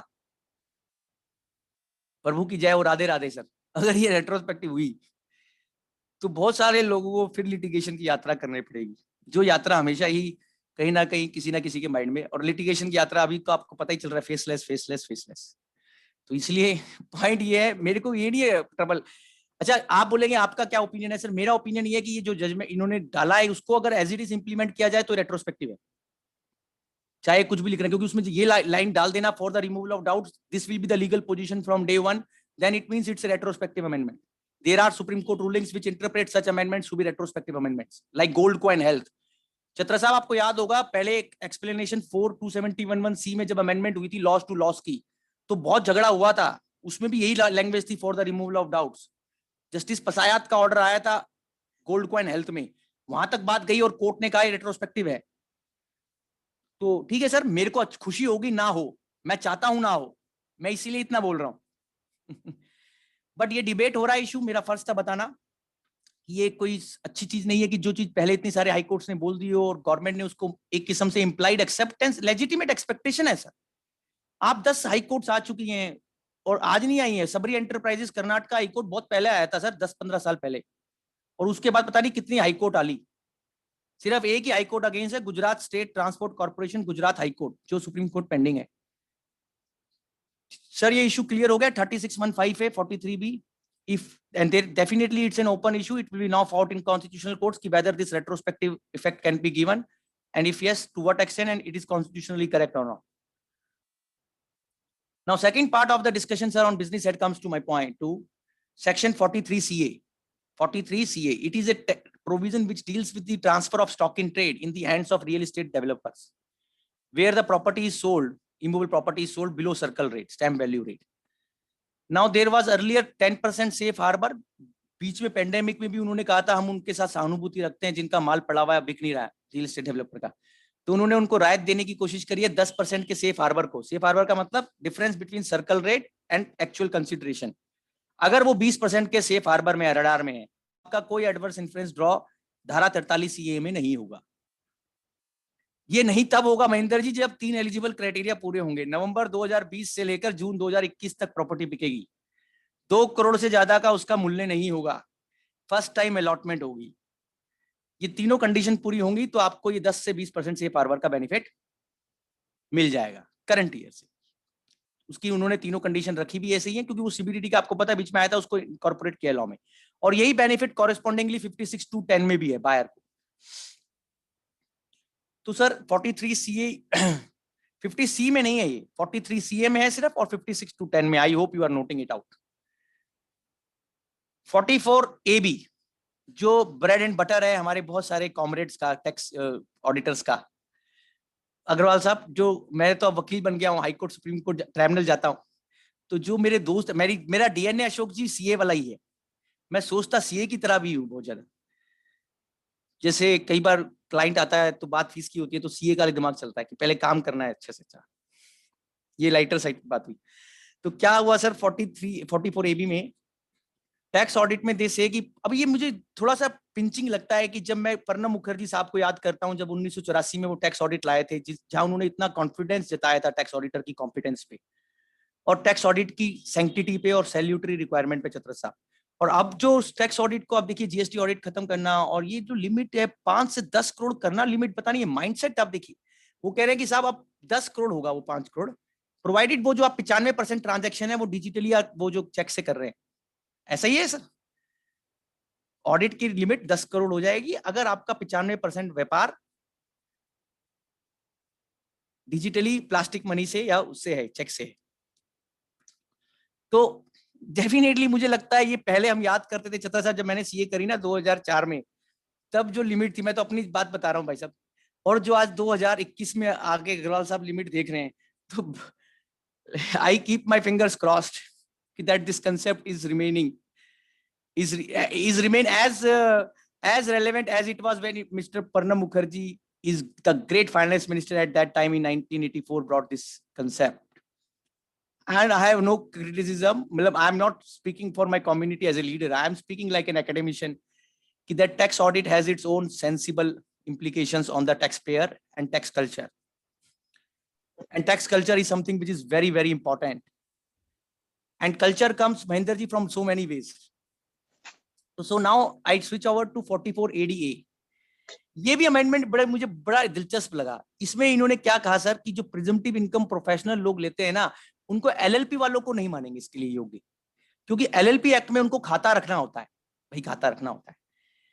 जो भाई खाता रखता है वो कहता है, उनका क्या मानना है कि वो 44 ADA में नहीं आना चाहिए। ऐसा रीजन उन्होंने मेमोरेंडम में दिया है, तो उन्होंने LLP को बाहर कर दिया। इंडिविजुअल HUF फर्म इसके अंदर रहेगा। मैं हमेशा एक बात मानता हूं as a student of law कि जब आप अंदर लाने के लिए प्रोत्साहन दे रहे हैं, प्रिजम्पटिव इनकम को लार्ज हार्टेडनेस से, मैग्नेनिमिटी से दे रहे हैं, तो उसमें आप आगे जाकर संकुचित ना हो। पर ये लॉ पॉलिसी मेरे हाथ में नहीं है, I am no person to make law. 44 ADA का चेंज ये हुआ sir, individual HUF firm will be part of presumptive income for professionals but LLP will not be part. The logic given in the memorandum is कि LLP maintains books under the parent law of LLP law. Next change is sir, business head complete हुआ। अब मैं एक और बड़े खतरनाक change को discuss कर रहा हूं। खतरनाक मैं इसलिए बोल रहा हूं, खतरनाक मैं अपने दृष्टिकोण से बोल रहा हूं, बहुत लोगों के लिए ये पिर्रे भी हो सकता है। मैं फिर बोल रहा हूं सर विद रिस्पेक्ट, खतरनाक मैं अपने दृष्टि से बोल रहा हूं, क्योंकि मैंने जो आज तक पार्टनरशिप फर्म के डिसोल्यूशन पे ट्रीटमेंट होना चाहिए पार्टनरशिप फर्म का, वो पढ़ा था, वो मुझे नया तरीके से पढ़ना पड़ रहा है। अच्छा, आप कहेंगे आपको क्या प्रॉब्लम होती है यार नई चीज पढ़ने में, आपको अपनी आदत चेंज करनी चाहिए। गोयल साहब, अच्छी आदत नहीं, कोई बोल सकता है। तो सर मेरे को नई चीज पढ़ने में मजा आता है, बट मुझे ये दुख होता है कि नई चीज जब आती है और उसका मकसद किसी जजमेंट को ओवररूल करने का होता है और जो एसएससी के फेवर में होता है, तब मेरे सीने में थोड़ा सा दर्द सा पैदा होता है। वो दर्द क्यों होता है ये मुझे अभी तक, या तो मेरी बीमारी है कोई, और या मुझे ऐसा लगता है कि नहीं, जजमेंट जो एसएससी के फेवर में आए हैं वो बहुत मेहनत से आए, तो वो एज इट इज रहे, उनको एक्सेप्ट किया जाए। चलिए, ये फिलोसॉफिकल बात थी। चेंज पे आ जाते। 45 सबसेक्शन 4 जो वर्तमान था, उसके 2 टुकड़े हो गए। मैं ऐसे बोल रहा हूँ, सॉरी, दो टुकड़े मतलब 45 सबसेक्शन 4 एक नया है, 45 सबसेक्शन 4 एक अपनी जगह रहेगा और एक 45 सबसेक्शन 4 ए और बन गया। आप कहेंगे दो का क्या रीजन हुआ? सर दो का ये रीजन हुआ, अगर पार्टनरशिप फर्म की डिसोल्यूशन हो रही है और रिकॉन्स्टिट्यूशन हो रही है, trigger point is dissolution and reconstitution of the firm, trigger point, and partner और the member of that partnership firm, partner receives, एक सबसेक्शन 4 में लिखा है जब कैपिटल एसेट मिलता है उसको, मतलब काइंड में उसके कैपिटल बैलेंस के अनुसार, और एक उसको महेंद्र जी मिलता है पैसा रोकड़ा और कोई एसेट जो कैपिटल एसेट नहीं है, रोकड़ा और अदर एसेट आ गया सबसेक्शन 4A में, और कैपिटल एसेट मिलेगा तो आ गया सबसेक्शन 4 में। यहां तक प्रॉब्लम नहीं है, हमें से किसी को प्रॉब्लम नहीं। प्रॉब्लम कब एंटर हुई है मैं बता रहा हूं सर, एटलीस्ट मुझे। अब उन्होंने क्या कहा अशोक जी की पार्टनरशिप फर्म, जब पार्टनरशिप फर्म के डिसोल्यूशन के ऊपर किसी पार्टनर को उसके कैपिटल बैलेंस के ऊपर उसको कोई कैपिटल एसेट देवेगी या कोई और अदर एसेट कैश देवेगी, तो जो बेस बनेगा टैक्सेशन का, अपर बेस सेल कंसिडरेशन वाला पार्ट पार्टनरशिप फर्म के हाथ में, वो क्या बनेगा वो आप नोट कर लीजिए, fair market value of that asset on the date of giving. मुझे यहां प्रॉब्लम है महेंद्र जी सबसे ज्यादा। इसका मतलब लॉ मेकर चाहते हैं कि हम इस टैक्सेशन को फेयर मार्केट वैल्यू टैक्सेशन बना दें, और ये मैं बड़ी कॉन्शियसली बोल रहा हूं अपनी रिस्पॉन्सिबिलिटी ऑफ कमांड पे, with the responsibility eight my command. I learned the concept of real income. I am disciple of real income concept. I believe we are again going away from real income. And fair market value निकालना अशोक जी कोई ऐसा काम नहीं है कि जिसने button दबाया और फेयर मार्केट वैल्यू आ गई। Fair market value itself is a subjective exercise and we know our great department friends, sometimes they have the choice to make the highest fair market value estimate. I'm afraid कि अगर वो trend यहां चलेगा तो कैसे होगा। Anyhow, it's a subjective concept, nebulous thing. It can be prone to higher, lower, middle, क्या? But change ये है कि fair market value of that asset on the date of giving will be taken as upper base. और capital balance जो आपको नीचे घटाना है माइनस वाला, उसमें से एक चीज कम हो जाएगी अपने आप। क्या? जो हम अपने लोग रिवैल्यू करते थे वो रिवैल्यूएशन साफ कर देंगे, मतलब उसको हटाकर आप कैपिटल बैलेंस देखेंगे। ठीक है, आप में से हमारा एक थिंकिंग ये भी था कि कैपिटल बैलेंस वाला घटाने का तो लोगों ने प्लानिंग का उसको बनाया हुआ था, बट फिर मैं वही बात रिपीट करूंगा जो मैं पहले कह चुका हूं सर कि बहुत सारे जजमेंट्स इस पॉइंट पे आ चुके थे। ये सेक्शन 45 सबसेक्शन 4 बहुत ज्यादा सेटल्ड हो चुका था कोर्ट्स में, बहुत सारी हाई कोर्ट ने सिमिलर इंटरप्रिटेशन दिया था, होमोजीनस, एनालॉगस, पैरामेट्रिक, मतलब identical.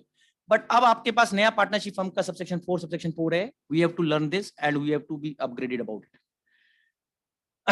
Next change sir, next change is in section 55, important change, वो मैंने थोड़ा बता भी दिया और भी बता देता हूं। उसमें कॉस्ट जब आपको बेनिफिट मिलती है वो गुडविल से रिलेटेड था, तो वो भी आप ध्यान से पढ़ लें कि जब भी गुडविल की आपको ट्रीटमेंट करनी है कैपिटल गेन में तो सेक्शन 55 के ध्यान में रख के करनी है उसकी कॉस्ट की। अब 3 सेक्शन सर इकट्ठे डिस्कस कर रहा हूं मैं अगली श्रृंखला के अंदर। ये ट्रिनिटी है मेरे लिए, ट्रिनिटी मतलब ट्रायंगुलर। सेक्शन 139, सेक्शन 142 और सेक्शन 143।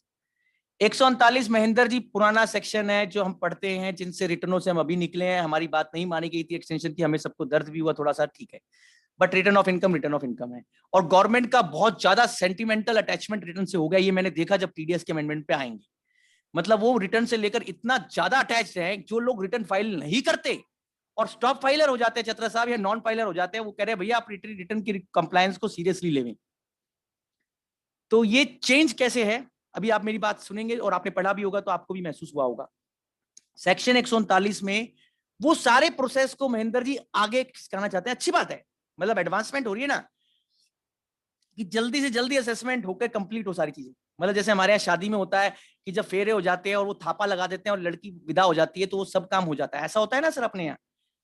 मुझे अपनी शादी की भी याद आ गई इसी बात से सर, सॉरी। तो हमारे एक जज साहब आए थे उस समय, उन्होंने थापा लगवाया था अपनी पीठ के ऊपर यहाँ पर। तो चतरथ साहब, section 139 subsection 4, section 139 subsection 5, revise return and belated return. आपका टाइम लिमिट अब रिटर्न फाइल करने का belated return revise return sir 3 महीने पहले, मतलब 3 महीने जब असेसमेंट ईयर समाप्त होगा उसके 3 महीने पहले से आपको फाइल करनी। मैंने अपनी बहुत सेमिनारों में ये बात बताई है सर, ठीक है। एक लॉ में आप 139 सबसेक्शन 4 में महेंद्र जी रिटर्न नहीं फाइल कर सकते बिलेटेड रिटर्न या रिवाइज रिटर्न। पर कोर्ट के जजमेंट्स ऐसे हैं, मैं ये नहीं कह रहा आप मत करें फाइल या कोई इसको वैलिड रिटर्न ना फाइल करे टाइमली, पर मैं ये भी बताना चाहता हूं कि अगर किसी ने वो बस मिस कर दी है 139 सबसेक्शन 4 वाली और 139 सबसेक्शन 5 वाली, तो क्या उसके लिए सारे कपाट बंद हो गए? कपाट नहीं। क्यों नहीं बंद हुए? क्योंकि कोर्ट्स कहती है कि जब तक उसकी फाइनल असेसमेंट नहीं हुई कभी, तो वो रिवाइज कंप्यूटेशन से अगर उसने कोई गलती करी है और असेसी अपने आप डिटेक्ट करता है, तो वॉलंटरी रिवाइज कंप्यूटेशन कभी भी फाइल कर सकते हो, even though no proceeding are pending and even though 139(4) and 139(5) is over. इसका रीजन क्या है कि किसी आदमी को अपनी आत्मा को शुद्ध करना हो तो उसको रोका नहीं जा सकता, उसको किसी प्रावधान की आवश्यकता नहीं। ये मैं नहीं बोल रहा हूं, ये हमारे यहाँ प्रमोद कुमार साहब जो वाइस प्रेसिडेंट आजकल बॉम्बे में, उनका जजमेंट पूना का है, बहुत पुराना, और कई कोर्ट्स ने उसको फॉलो किया है। एनीहाउ, बताने के लिए बात ये थी कि 139 सबसेक्शन 4 और 139 सबसेक्शन 5 में जो बिलेटेड रिटर्न और रिवाइज रिटर्न की टाइम लिमिट है वो 3 में, अशोक जी पहले 1 साल असेसमेंट ईयर तक आ गई थी वो, अब वो 3 महीने और आगे हो गई, 3 months prior to the closure of the assessment year. किसी ने मजाक में एक बात बोली कि क्या ऐसा तो नहीं होगा महेंद्र जी की रिवाइज रिटर्न अब ऐसा हो, जितनी जल्दी जल्दी हम चल रहे हैं, कि पहले रिवाइज रिटर्न फाइल होगी और बाद में ओरिजिनल रिटर्न फाइल होगी। आप देखिए ये भी बड़ा इंटरेस्टिंग पैराडॉक्स बनेगा कि साहब एक तरफ से आपका असेसमेंट रिटर्न जल्दी से जल्दी, फिर आपका असेसमेंट जल्दी से जल्दी स्टार्ट हो रहा है, फिर आपकी प्रोसीडिंग फेसलेस हो रही है, तो बहुत जल्दी जल्दी चीजें होंगी। ये भी मेरे को लग रहा है आने वाले टाइम में, तो वी हैव टू बी, हमें अपने आप को अपग्रेड करना है टेक्नोलॉजी के साथ साथ, और इसको पॉजिटिवली लेना है। तो 139 सबसेक्शन 4, 139 सबसेक्शन 5, एक पॉजिटिव चेंज जो मुझे सबसे ज्यादा पॉजिटिव लगा गोयल साहब इस पूरे बजट में, वो अब मैं बता रहा हूं, that is 139 subsection 9 defective return. बहुत सारे लोग जो छोटे एसएससीज हैं उनको उन्होंने राहत दी है कि भैया उनकी रिटर्न को जो डिफेक्टिव घोषित कर दिया गया था, ऐसा उन्होंने लिखा है मेमोरेंडम में, तो उन्होंने पावर दी है सीबीडीटी को कि जो रिप्रेजेंटेशंस गई थी आप लोगों की तरफ से, प्रोफेशन की तरफ से और टैक्स पेयर्स की तरफ से, कि भैया वो गलत डिफेक्टिव रिटर्न हुआ है सर, तो वो रिटर्न को उन्होंने ना डिफेक्टिव हो और सीबीडीटी उसको रिमूव कर सके डिफिकल्टीज को, तो उन्होंने सीबीडीटी को डेलीगेटेड पावर दे दिया है। सेक्शन 139 के अंदर सब सेक्शन 9 में एक एक्सप्लेनेशन ऐड हो गया है और सीबीडीटी को डेलीगेटेड पावर महेंद्र जी मिल गया, और उस पावर में सीबीडीटी को ये, अच्छा ये रेट्रोस्पेक्टिव ही होगा, ये पुराने केसेस के लिए दिया है उन्होंने। कोई मुझसे पूछा था, उसका पर्पस ही है देने का, नए के लिए तो ऑब्वियसली है ही, पुराने को भी उन्होंने कवर करना है। आप मेरी बात नोट कर रहे हैं, अंडरलाइन कर रहे हैं ना? तो ये बहुत इंपॉर्टेंट पॉइंट है, और इसीलिए मैंने बोला ये मुझे सबसे अच्छा लगा सर, मेरे जैसे व्यक्ति को, कम समझ वाले व्यक्ति को, कि 139 सबसेक्शन 9 का ये एक्सप्लेनेशन बहुत अच्छा एक्सप्लेनेशन है, इससे सही में राहत मिलेगी, ऐसा मेरे को उम्मीद है सर। 142 में सर 143 सबसेक्शन 1, सॉरी 142, जो इंक्वायरी, जो रिटर्न फाइलिंग के लिए नोटिस भेजा जाता है एओ साहब के द्वारा, उसमें एक वर्ड डाल दिया गया चतरा साहब, प्रिस्क्राइब्ड इनकम टैक्स अथॉरिटी। वो क्यों डाला है? क्योंकि अब सब कुछ फेसलेस हो रहा है, तो उन्होंने उसी के दृष्टिकोण में इस प्रिस्क्राइब्ड इनकम टैक्स अथॉरिटी को विराजमान किया है 142(1). प्रिस्क्राइब्ड इनकम टैक्स अथॉरिटी एक और जगह विराजमान है मेरी नॉलेज में 143(2) में ऑलरेडी, वहां उसमें फेसलेस वाले भाई साहब को उन्होंने प्रिस्क्राइब बनाया था। अभी 142 का तो नोटिफिकेशन आएगा महेंद्र जी, इसमें नहीं आया, बट 143(2) के प्रेस्क्राइब्ड इनकम टैक्स अथॉरिटी का नोटिफिकेशन हमारे पास है। उसमें कौन सा प्रेस्क्राइब्ड है? फेसलेस वाले साहब। अग्रवाल साहब अभी आपकी चर्चा बाद में करेंगे लास्ट में सर। मेरा सबमिशन 142 सबसेक्शन 1 में ये सर नोट करने वाला बात कि प्रेस्क्राइब्ड इनकम टैक्स अथॉरिटी एओ के साथ, प्रेस्क्राइब्ड इनकम टैक्स अथॉरिटी में अब आपको नोटिस फाइल कराने के लिए नोटिस भेज सकता है सर। Clear sir? और वो कौन होगा ये अभी नहीं पता, हमारे अनुभव से बता रहा हूं मैं, मेमोरेंडम से बता रहा हूं। 143 रिटर्न ऑफ सॉरी प्रोसेसिंग भी होती है और इसमें आपके कर निर्धारण भी होती है। 143 सबसेक्शन 1 में प्रोसेसिंग जो होती है उसमें लंबा चौड़ा सीपीसी प्रोसेसिंग का उसका लिस्ट है सर। उस लिस्ट में उन्होंने एक और आदमी को, एक और बच्चे को जन्म दिया, एंट्री दिया है। वो क्या एंट्री है? वो एंट्री ये है सर कि टैक्स ऑडिटर साहब अपनी टैक्स ऑडिट रिपोर्ट में अगर किसी इनकम के बारे में, एडिशन के बारे में बताएंगे और वो उसकी रिटर्न में एडिशन नहीं हुआ होगा करदाता की, तो वो भी 143(1) में सीपीसी कर सकता है। पहले सिर्फ डिसअलाउंस वाला टैक्स ऑडिट का पार्ट था, इनकम एडिशन वाला पार्ट नहीं था। तो डिसअलाउंस ऑफ एक्सपेंडिचर तो पिक कर ही सकता था टैक्स ऑडिट रिपोर्ट से सिस्टम, बट अब ये इनकम भी पिक कर लेंगे। हालांकि मैं हमेशा 143(1) के बहुत ज्यादा फेवर में नहीं रहा हूं मेरी स्कूलिस्टिक अंडरस्टैंडिंग में, क्योंकि मुझे लगता है 143(2) करना चाहिए जहां कॉम्प्लेक्स इश्यूज हो। 143(1) should be used in limited cases, but मेरी अंडरस्टैंडिंग अपनी जगह रह जाती है सर, क्योंकि उन लोगों को ये प्यार है कि हमें लिटिगेशन मिलता रहे। तो 139, 142, 143। अब मैं आज के पिक्चर के इस शो में अपने, सॉरी आज के मेरे इस वक्तव्य में मैं करेक्ट कर रहा हूं, मैं चतरा साहब सबसे इंपॉर्टेंट पड़ाव पे पहुंच गया हूं, और जो मेरे हृदय के भी बहुत करीब है। हृदय के करीब क्यों आप कहेंगे? हृदय के करीब तो मैडम को होना चाहिए और रिलेटिव्स को होना चाहिए, पर ये हृदय के करीब 148 बहुत है सर, ये तो मैं कहूंगा। और 153 सी, क्योंकि मुझे बहुत ब्रेड एंड बटर मिला है सर इससे, इसलिए मेरा मोह बहुत है महेंद्र भाई इस पे। काकरा साहब अगर अपने आप को प्रकाशित मेरे सामने कर ले तो मैं अब, क्योंकि सबसे इंपॉर्टेंट पार्ट डिस्कस करने लगा हूं सर, 1922 में ले जाऊंगा आपको, थोड़ी देर पुरानी फिल्म चलेगी। 1922 के एक्ट को याद करेंगे चित्ररथ साहब, सेक्शन 34, आप तो जानते होंगे चित्ररथ साहब, सेक्शन 34 हुआ करता था उस समय। सर मैं वर्चुअली चोला परिवर्तन कर लिया हूँ, फेसलेस का आनंद भी ले रहा हूँ। अब बीएल खेरिया में आपको दिखाई दूंगा। सामने आ जाइए प्लीज कृपा करके। आप मेरे लिए बाके बिहारी का प्रतिबिंब है। अच्छा मैं 147 पे था महेंद्र जी। वहां क्या हुआ कि जब सेक्शन 34 था 1922 एक्ट में, I am recalling for a purpose and my viewers will appreciate it. उसमें जो वर्ड्स थे वो वर्ड बड़े डिफाइंड वर्ड से, बड़े सेटल्ड वर्ड्स थे, बड़े मतलब कि उसको आप उस पर बड़ी सेटल्ड जूरिस्प्रूडेंस भी आई। 1922 के एक्ट में जजमेंट्स आए बहुत सारे, कैलकाटा डिस्काउंट जैसे आप देखिए, रीजन टू बिलीव, डिस्क्लोजर, ये सब चीजें थी। जब हम आए आगे बढ़ के सेक्शन 34 से बाहर निकल के आए सेक्शन 147 में 1961 में, तो रीजन टू बिलीव वर्ड तब से चल रहा है चतरा साहब, टाइम इमेमोरियल से। सही बात है, 1922 से। तो 1922 से हम 1961 में कैरी किया भाई साहब उसको। 1961 से भी 1989 में, आप सबको याद होगा, बहुत लोगों को जो 148 पढ़ते हैं सर, कि 1989 में इन्होंने छेड़छाड़ करने की कोशिश करी थी, रीजन टू सस्पेक्ट डालने का काम करने की कोशिश करी थी। ये बात कमेंट्रीज में लिखी हुई है। तो बहुत एजिटेशन हुआ महेंद्र जी, उस वर्ड को चेंज करना पड़ा, रीजन टू सस्पेक्ट को रीजन टू बिलीव डालना पड़ा, ताकि चेंज ऑफ ओपिनियन के बेस पे रीओपनिंग ना हो पाए, रिव्यू के बेस पे रीओपनिंग ना हो पाए, टेंजिबल मटेरियल चाहिए हो। ये बात मुझे बहुत जरूरी थी बतानी हाइंडसाइट में। 1922, 1961 एंड 1989 का माइलस्टोन, ये तीनों माइलस्टोन आज हम 2021 के माइलस्टोन पे। Change is never bad if it is a change for the positive and progressive sense. I was also of the view that 3 years has been done from 6 years. It is a landmark change. But when I went deep into the subject and find out for myself that section 147 and 148 threshold has been completely changed. Now, threshold of reasons to believe, which has become a epitome in itself, sir. उसको change करके आपने now you have given a different phrase, that is the information suggesting income escaping assessment. I have learned the word reason, we have learned the word reason to believe income escaping assessment. Now you have to learn the word information suggesting income escaping assessment. Now recording of reasons to believe, which was itself a very serious protection, 148 subsection 2 is not there. Definitely reopening generally 3 साल तक हो सकती है, वो बात है, वो positive जगह है।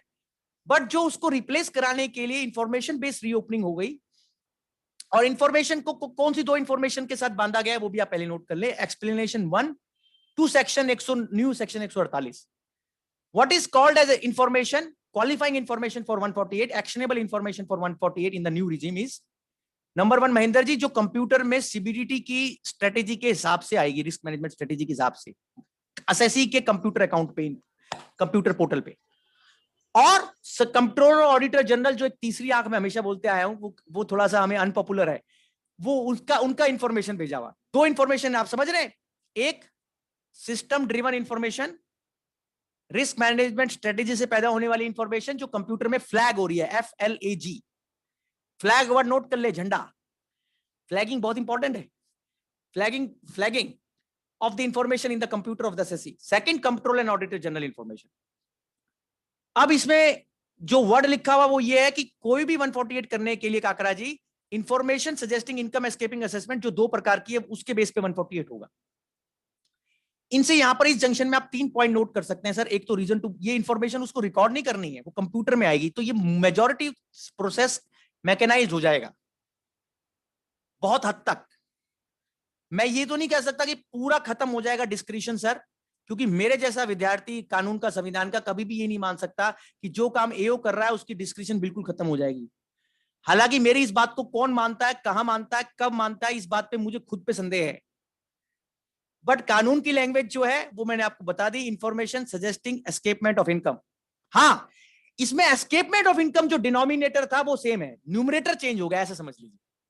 रीजन टू बिलीव न्यूमरेटर था चतरथ साहब, अब इंफॉर्मेशन न्यूमरेटर है। एस्केपमेंट ऑफ इनकम डिनोमिनेटर था।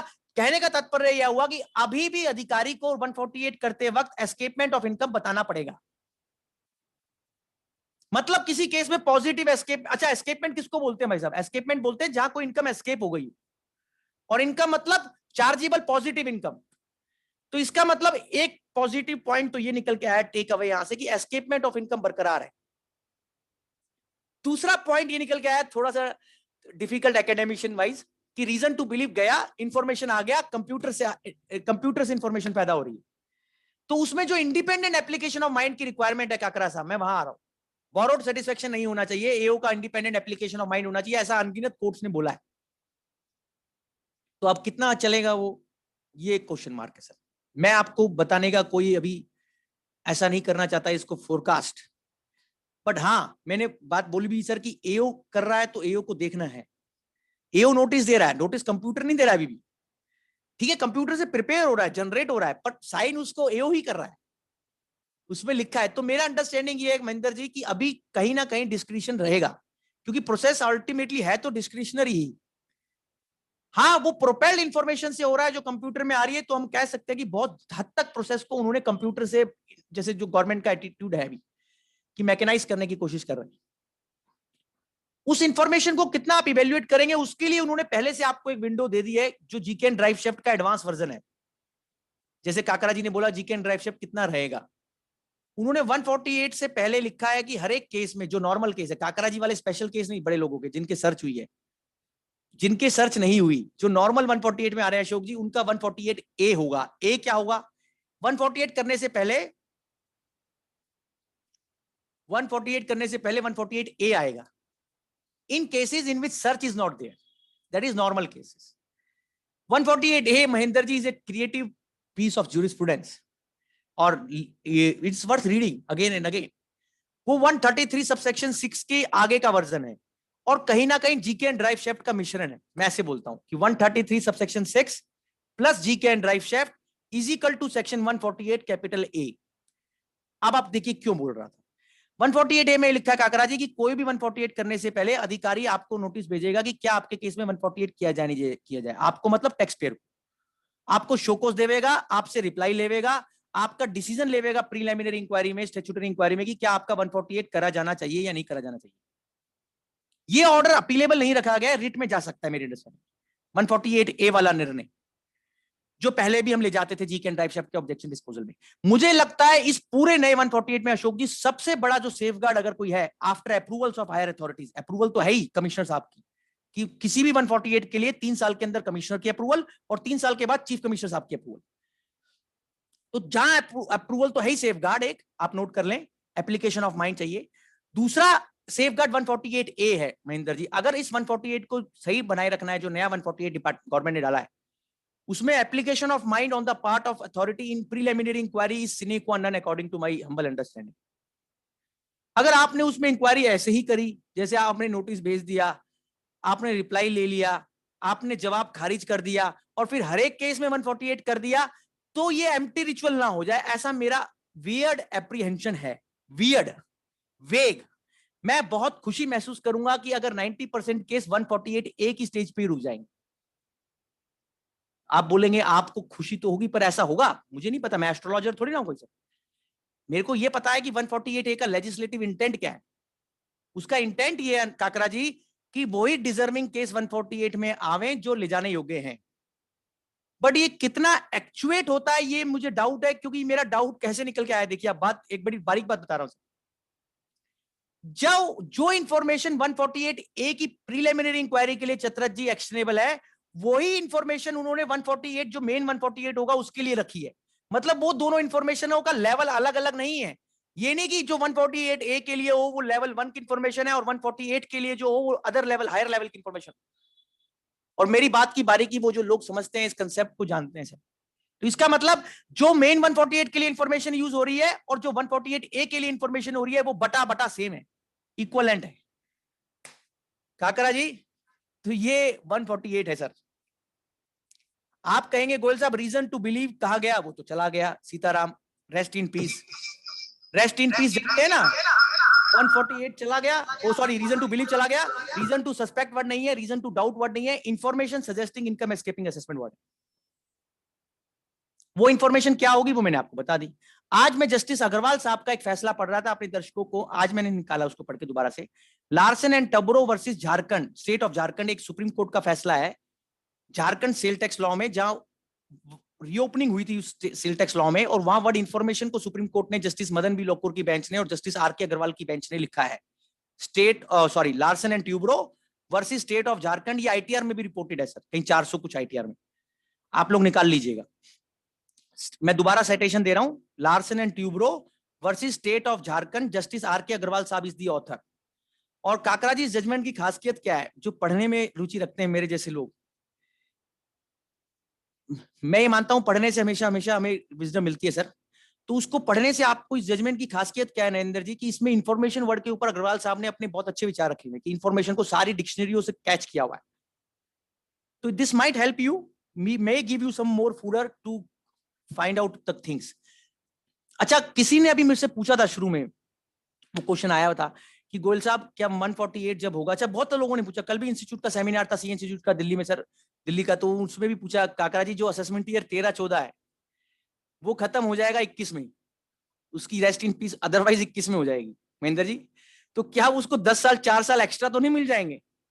बिल्कुल नहीं मिलेंगे सर। वो section 149 sub section 1 clause B का प्रोवाइजो, थोड़ा लंबा है picture, 149 sub section 1 clause B का प्रोविजो, उसमें क्या लिखा है कि एक अगर मान लीजिए 2021 अप्रैल में आपको 13-14 का नोटिस आता है नए लॉ में, तो क्या वो पुराने लॉ में टाइम बारिंग हो गया था या नहीं हो गया था, ऐसा देखना है आप समझ गए मेरी बात सब सर?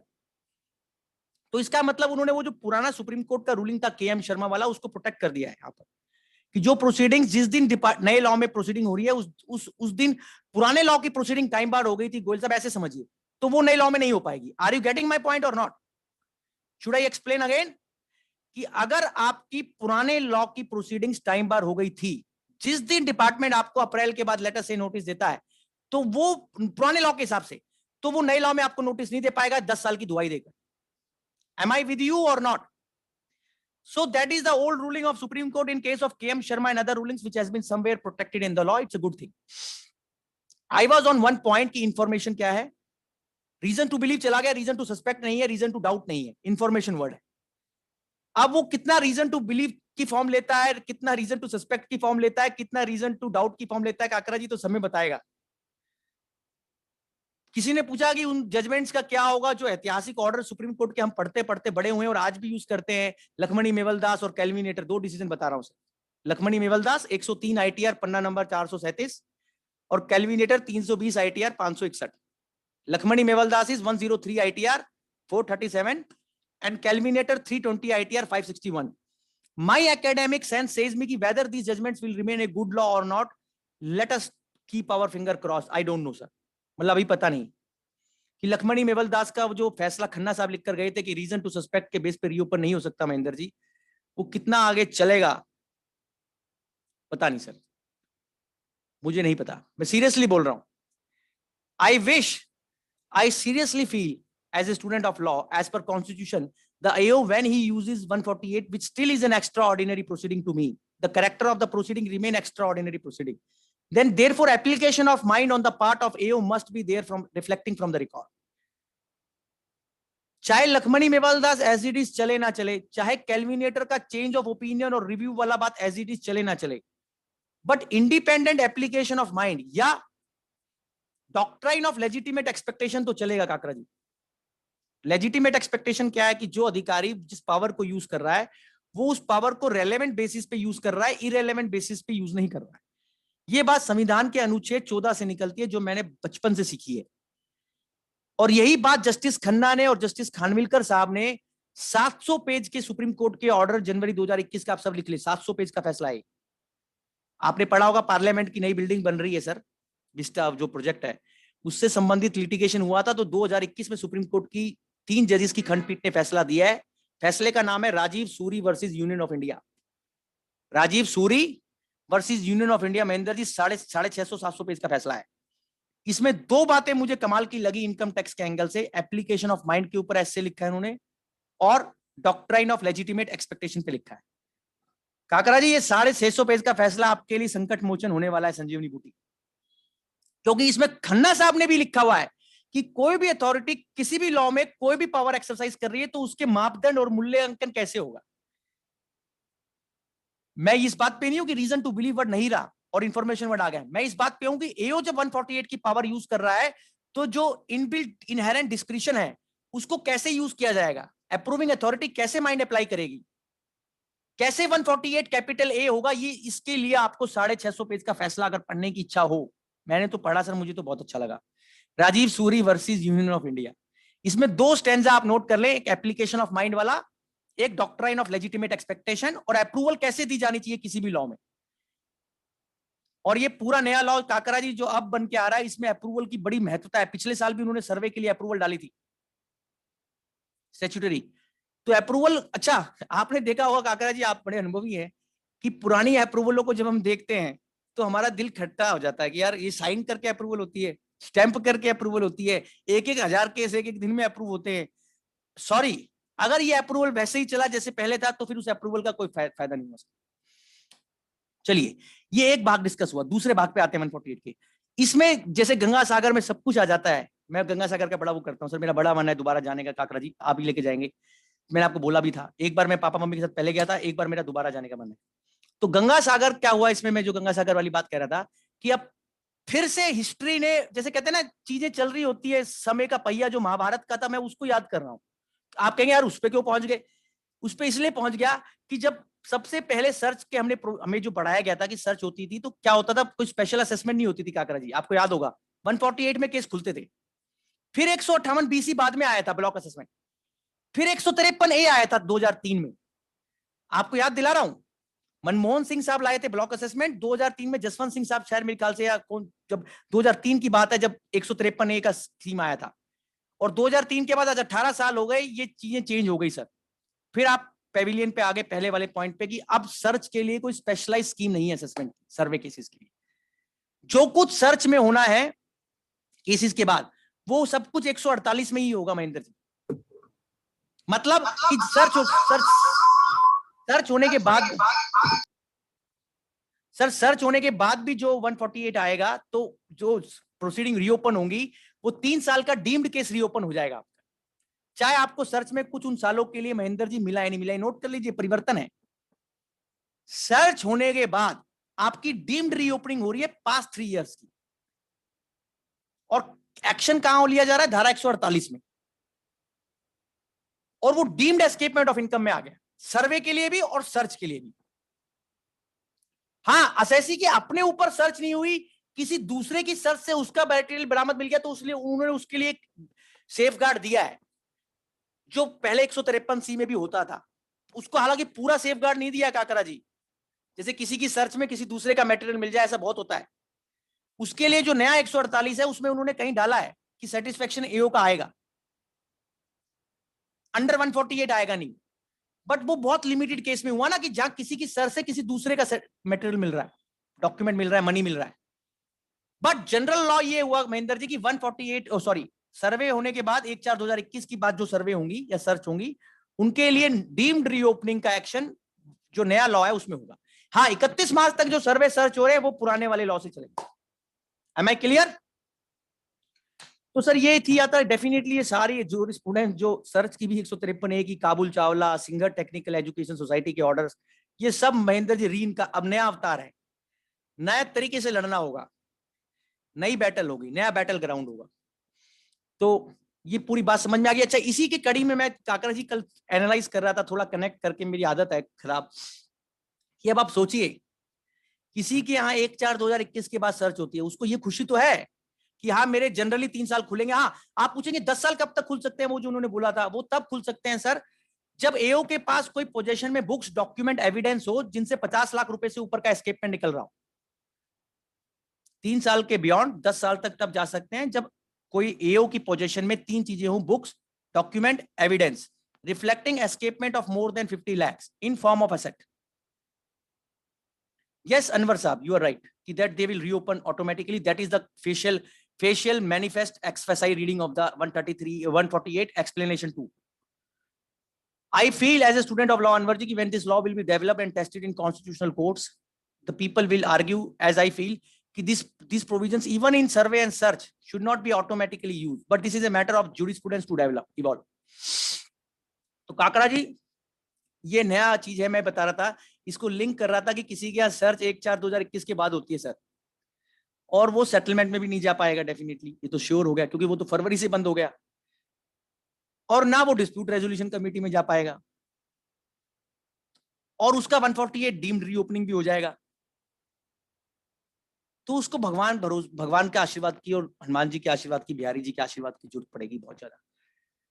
तो ये मैं उम्मीद करता हूं कि, क्योंकि ये मुझे लगता है कि जब मेरे ऊपर कोई लिटिगेशन हो और मुझे कहा जाए कि 10-15 साल आप बड़े एंजाइटी में रहेंगे, तो मेरे लिए कितना पेनफुल हो सकता है।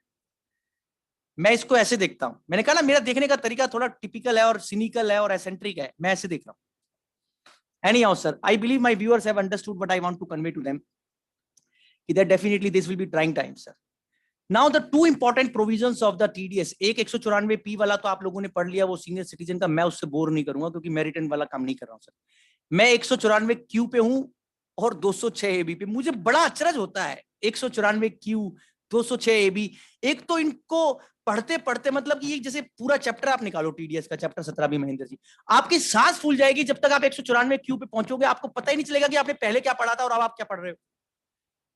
मतलब क्यू कब आता है? ABCDEFGHIJKLMNOP, मतलब आप सोचिए पी तक तो प्रोविजन है, क्यू आ गया। हमने जब सीए करी थी तब कितने प्रोविजन थे? आप लोगों ने जब किया होगा सर, कब कितने थे और अब कितने हैं? हर एक साल इस टीडीएस चैप्टर में नए बच्चे का जन्म होता है। ये परिवार बहुत बड़ा है, ये चैप्टर बहुत बड़ा है, ऐसे बोलूंगा 17B। इसकी रिहाइश बहुत बड़ी है, ये बंगलो हो गया पहले से। 194Q जो नया एंट्रेंट है, वो क्या कह रहा है काकरा जी? मतलब मेरे को लगता है अब तो ऐसा लिख देना चाहिए महेंद्र जी कहीं कि सब चीजों पे टीडीएस है जब तक वो नेगेटिव मेगा एग्जेम्पशन लिस्ट ना आए। या क्या ये सब, सॉरी यार आप बोलेंगे गोल साहब आप कैसी बातें कर रहे हैं, आप क्यों और मरवाने के चक्कर में? मैं कह रहा हूं ये क्या है 194A से क्यों? भाई तुम एक जगह लिख दीजिए सब कुछ टीडीएस में आएगा और जो हम बताएंगे वो नहीं आएगा। जैसे सर्विस टैक्स में हुआ था, मैं इसलिए बोल रहा हूं, मुझे याद है कुछ थोड़ा बहुत। तो आप कहेंगे छोड़िए 194Q बताइए, क्यू पे आ जाता हूं। Q 194Q जैसे क्वीन, ऐसे याद हो जाएगा सर, सॉरी। तो Q में क्या है? अशोक जी मुस्कुरा रहे हैं। 194Q, आप किसी से माल परचेज करेंगे 50 लाख रुपए से ऊपर का, आपकी पुराने साल की टर्नओवर 10 करोड़ रुपए से ऊपर की होगी, तो आप 0.1% की दर से टीडीएस स्रोत पे कर की कटौती करेंगे, 0.1%।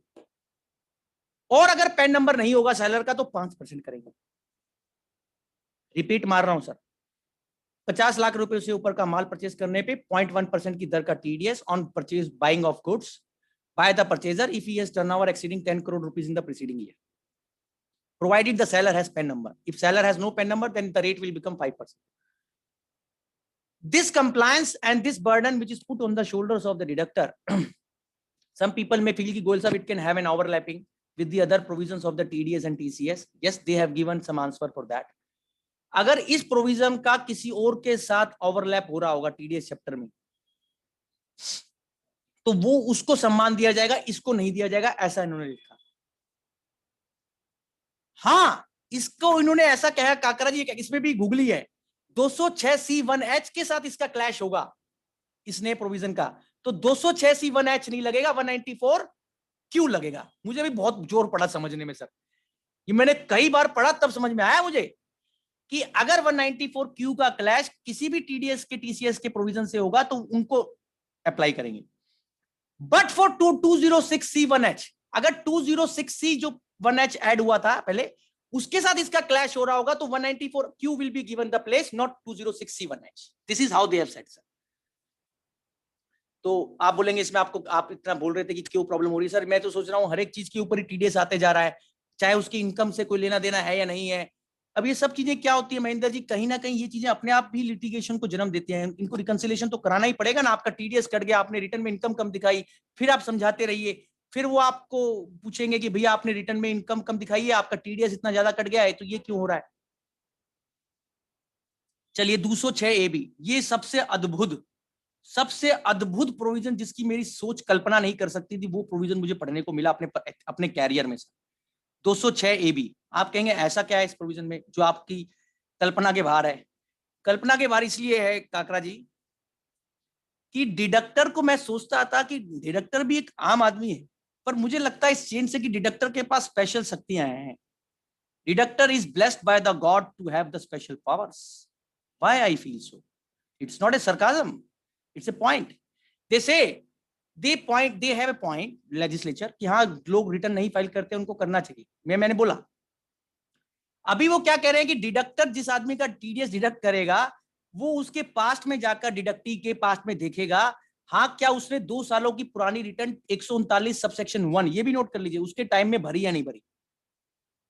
और अगर उस डिडक्टी मतलब जिसका क्या टैक्स कटना है, उसने पुरानी 2 सालों की भाई साहब रिटर्न 139(1) में नहीं भरी होगी और उसका पुराने 2 सालों का टीडीएस 50,000 से ऊपर का होगा, तो उसका टीडीएस का रेट जंप कर जाएगा, हाई जंप मारेगा, जैसे मैं कर रहा हूं।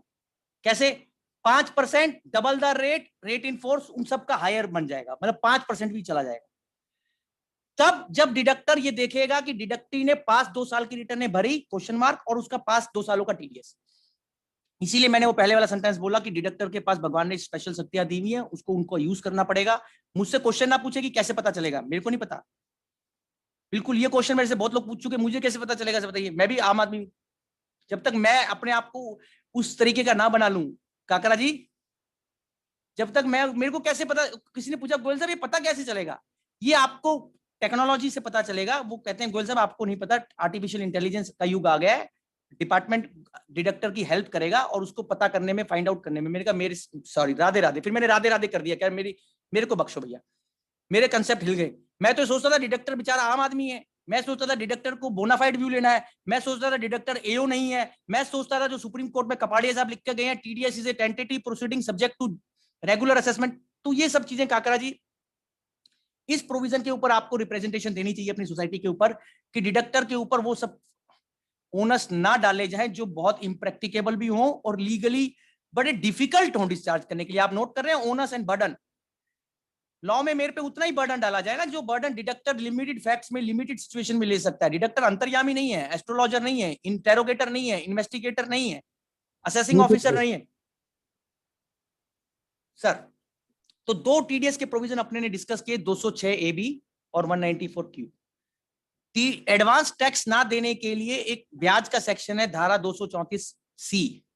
उसमें उन्होंने एक्सेप्शन डाला है कि डिविडेंड पे अगर आपने एडवांस टैक्स नहीं दिया होगा तो आपका ब्याज 234C में नहीं लगेगा, पर पूरा डिविडेंड नहीं डाला। 222E को उन्होंने बाहर रखा है। 222E का अगर आपने एडवांस टैक्स नहीं दिया तो आपको ब्याज देना है 234C का, पर अगर और किसी डिविडेंड का आपने एडवांस टैक्स नहीं दिया महेंद्र जी, तो 234C का ब्याज नहीं लगेगा। अब 245MA, MA क्या होता है? मास्टर ऑफ आर्ट्स नहीं, 245MA सेक्शन का नाम है, चैप्टर का नाम 21AA है। उसमें डिस्प्यूट रेजोल्यूशन कमेटी का जन्म हुआ है Kakra ji. Dispute resolution committee for certain cases, small cases. Faceless होगी, ये पैदा होते ही फेसलेस होगी। देखिए क्या कमाल है, ये पैदा होते ही फेसलेस लेकर आ रही है अपने साथ। इसमें कौन कौन लोग आएंगे? जो स्पेसिफाइड ऑर्डर होंगे, वो मैंने आपको पहले बता दिया, दोबारा रिपीट कर देता हूं। 50 लाख से कम का रिटर्न इनकम ऑर्डर में उस असेसी का, और 10 लाख रुपए से कम का वेरिएशन, और उसमें कोई सर्च और सर्वे नहीं होगी। तब ये तीनों कंडीशन क्यूमुलेटिवली पूरी होंगी, तभी आप इस ट्रेन को, गाड़ी को पकड़ पाएंगे डिस्प्यूट रेजोल्यूशन कमेटी की, वरना आप इसको बोर्ड नहीं कर सकते। आपको बोर्डिंग पास लेने के लिए ये 3 एलिजिबल क्राइटेरिया पूरा करना पड़ेगा। समझ में आ गई सर? और ये कितने लोगों में लगेगी ये आपको मैंने बता दिया। मुझे लगता है वही बात जो मेरे दोस्त कह रहे थे कि वो चाहते हैं जबरदस्ती हर एक केस आगे से आगे पहुंचने लगे, कैसे कैसे होगा सर। सेटलमेंट कमीशन का आपने पहले ही बोल दिया, rest in peace 1 February, rest in peace. Interim board बनेगा। इंटरिम बोर्ड क्या करेगा? अच्छा, उन्होंने ऑप्शन भी दिया है कि जो ट्रेन से उतरना चाहते हैं सेटलमेंट कमीशन की, वो उतर जाए, विड्रॉल कर ले। ट्रेन से उतरने का मतलब विड्रॉल लाइसेंस। और जो नहीं उतरना चाहते अशोक जी, वो ट्रेन में रहे, उनके लिए एक इंटरिम व्यवस्था की जाएगी किसी जंक्शन पे जाकर, तो वो वहां अपना निपटारा करा ले। अनवर साहब देखिए, आप मुझसे तो पूछ रहे हैं what is proposed variation in DRC.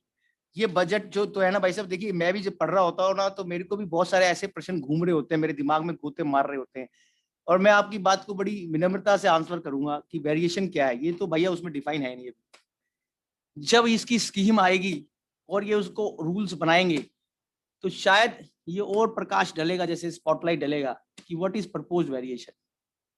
अभी हमारे आपके पास इस वर्ड को लिटरल मैनर में पढ़ने के अलावा एमिटोमोलॉजी और कोई तरीका नहीं। अब काकरा जी 2 सेक्शन बच गए मेरी चर्चा के लिए, सेक्शन 255 जो हमारे ट्राइब्यूनल को टच कर रहा है, और एक सेक्शन 281B। 255 सेक्शन में सब सेक्शन 7 जोड़ा गया है जो फेसलेस ट्राइब्यूनल के कंसेप्ट को प्रोमोलगेट कर रहा है। Section 255 sub section 7 faceless tribunal. May I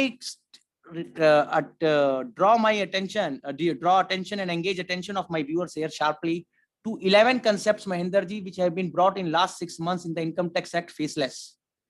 आपके पास 11 कंसेप्ट इनकम टैक्स एक्ट में ऑलरेडी हैं जो फेसलेस होने वाले हैं। 3 तो हो गए हैं, फेसलेस असेसमेंट, फेसलेस पेनल्टी और फेसलेस अपील।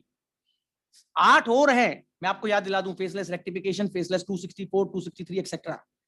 वो 8 की अभी आ जाएगा वो भी। तो ये 12वां 13वां होगा, क्योंकि 12वां डिस्प्यूट रेजोल्यूशन कमेटी हो गया फेसलेस, 13वां ये हो गया सर। 13वां वर्ड गलत है, 12वां 13वां वर्ड मुझे वैसे भी बहुत डर लगता है 13वां वर्ड से सर, उसके कुछ सेंसेस अलग भी आते हैं 13 वर्ड के। तो कोरोना से निकले ना बाहर, इसलिए मुझे भी हो गया था 13वां वर्ड बड़ा गलत है सर। तो इशू इज दिस 255 सबसेक्शन 7, वो ये कह रहे हैं कि जो लैंग्वेज, अच्छा ये मेरे को क्यों बताना पड़ रहा है कि 12 कंसेप्ट महेंद्र जी आ चुके हैं, क्योंकि उनकी जो लैंग्वेज है फेसलेस की और जो ट्राइब्यूनल का कंसेप्ट डाला है उनकी सबकी सेम है। क्या? Eliminating the interface between the persons, second optimisation of resources and jurisdiction less situation. ये तीनों स्टैंडर्ड बेस है फेसलेस के, आप नोट कर लीजिए क्या क्या। Jurisdiction less, optimisation of resources and elimination of the interface. These are the 3 benchmarks in all the faceless, common, identical, similar. But गोल साहब प्रॉब्लम कहां है कि ये ट्राइब्यूनल के लिए भी आप वही चीज कर रहे हैं, मेरे समझ से परे है सर। अब इसका मतलब या तो जो लॉ बनाने वाला है वो ट्राइब्यूनल को जस्टिस डिस्पेंसेशन का एक बहुत अहम टूल नहीं देख रहा है जैसे मैं देख रहा हूं, वो ट्राइब्यूनल को सिर्फ एक एडजुडिकेटिंग बॉडी की तरह देख रहा है नॉर्मल।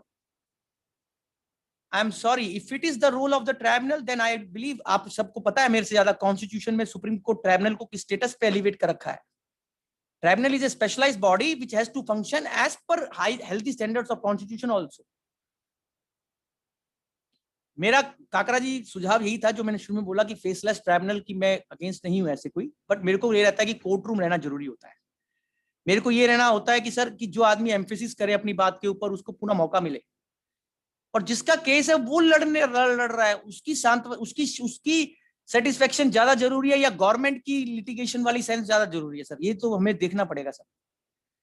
केस जिसका लड़ा जा रहा है, डिमांड जिसकी हो रही है, प्रोसिक्यूशन जिसका हो रहा है, भाई साहब उसका सब कुछ तय हो रहा है या किसका तय हो रहा है सर? मतलब आप मुझे कहिए कपिल जी, हमारे हिसाब से जो आप लड़ रहे हो ना वो फॉर्म ठीक नहीं है, आपको हम एक अच्छा फॉर्म देते हैं जो हमारे हिसाब से अच्छा है। मैं कह रहा हूं मेरे हिसाब से अच्छा नहीं है, मेरे हिसाब से तो जो है वो अच्छा है। ठीक है जलान साहब, आपके मेरे सेंटिमेंट्स मिलते हैं, बट कोई बात नहीं। मैं तो यही जानता हूं कोर्ट रूम नहीं खत्म होना चाहिए सर। मैं तो उसका टेम्पल का पुजारी हूं छोटा सा, और मैंने बहुत कुछ जो जीवन में सीखा है अपने, वो जो कुछ आपके सामने बोल पाता हूँ थोड़ा मोटा भी घिसा पिटा, वो कोर्ट रूम के आशीर्वाद की वजह से बोल पाता हूँ सर। और ये बात मेरे नहीं, दीपक मिश्रा जी हमारे बड़े, कितने लोग काकरा जी ट्राइब्यूनल से एलिवेट हुए हैं। वो प्लेटफॉर्म कैसे बनेगा अग्रवाल साहब? It's an healthy thinking. आप पूरे, ये तो अच्छा मैं कह रहा हूँ ये तो पहला ट्राइब्यूनल आपने करा है, मुझे नहीं पता और ट्राइब्यूनल इंडिया में क्या होंगे आगे, क्योंकि हमारे यहाँ तो नंबर ऑफ ट्राइब्यूनल्स हैं जो स्पेशलाइज्ड ट्राइब्यूनल्स की तरह फंक्शन कर रहे हैं, चाहे एनसीएलटी है, चाहे सेस्टेट है, चाहे पीएमएलए ट्राइब्यूनल है। There are number of tribunals in this country sir. Anyhow, you will say, Mr. Goyal, I will confine myself to here.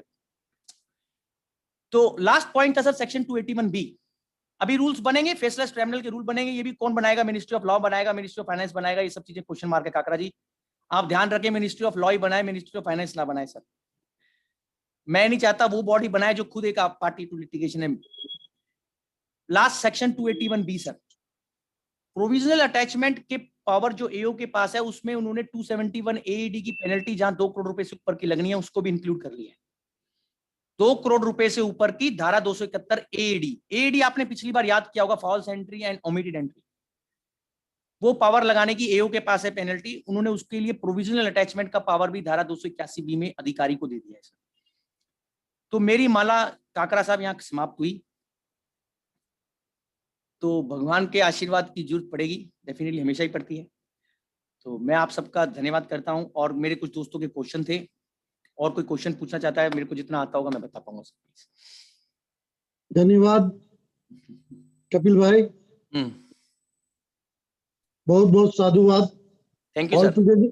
All together 79 amendments हैं और उन 79 अमेंडमेंट्स में प्राय आपने सभी कवर कर लिए और इतनी अच्छी तरह कवर कर लिए कि हमें समझने में असुविधा नहीं हुई। और हमारे जो भी आज पार्टिसिपेंट किए हैं सभी इससे बहुत लाभान्वित हुए हैं। आपने शुरुआत में कहा, आरंभ किया राम का। आप म्यूट हो गए काकरा जी, म्यूट हो गए।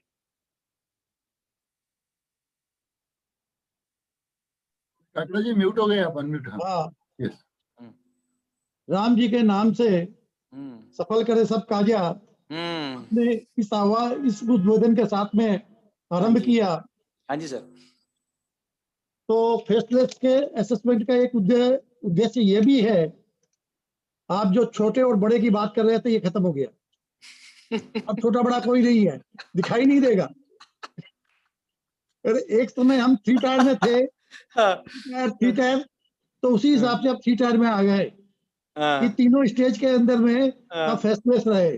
जलान साहब आपका क्वेश्चन लेंगे, एक बार होल्ड करिए। सर सॉरी, हाँ बताइए। वो एक बार केवल एक क्वेश्चन है, मैं उसको पहले ले लूंगा बाद में। हाँ जी, हाँ जी। तो इस प्रकार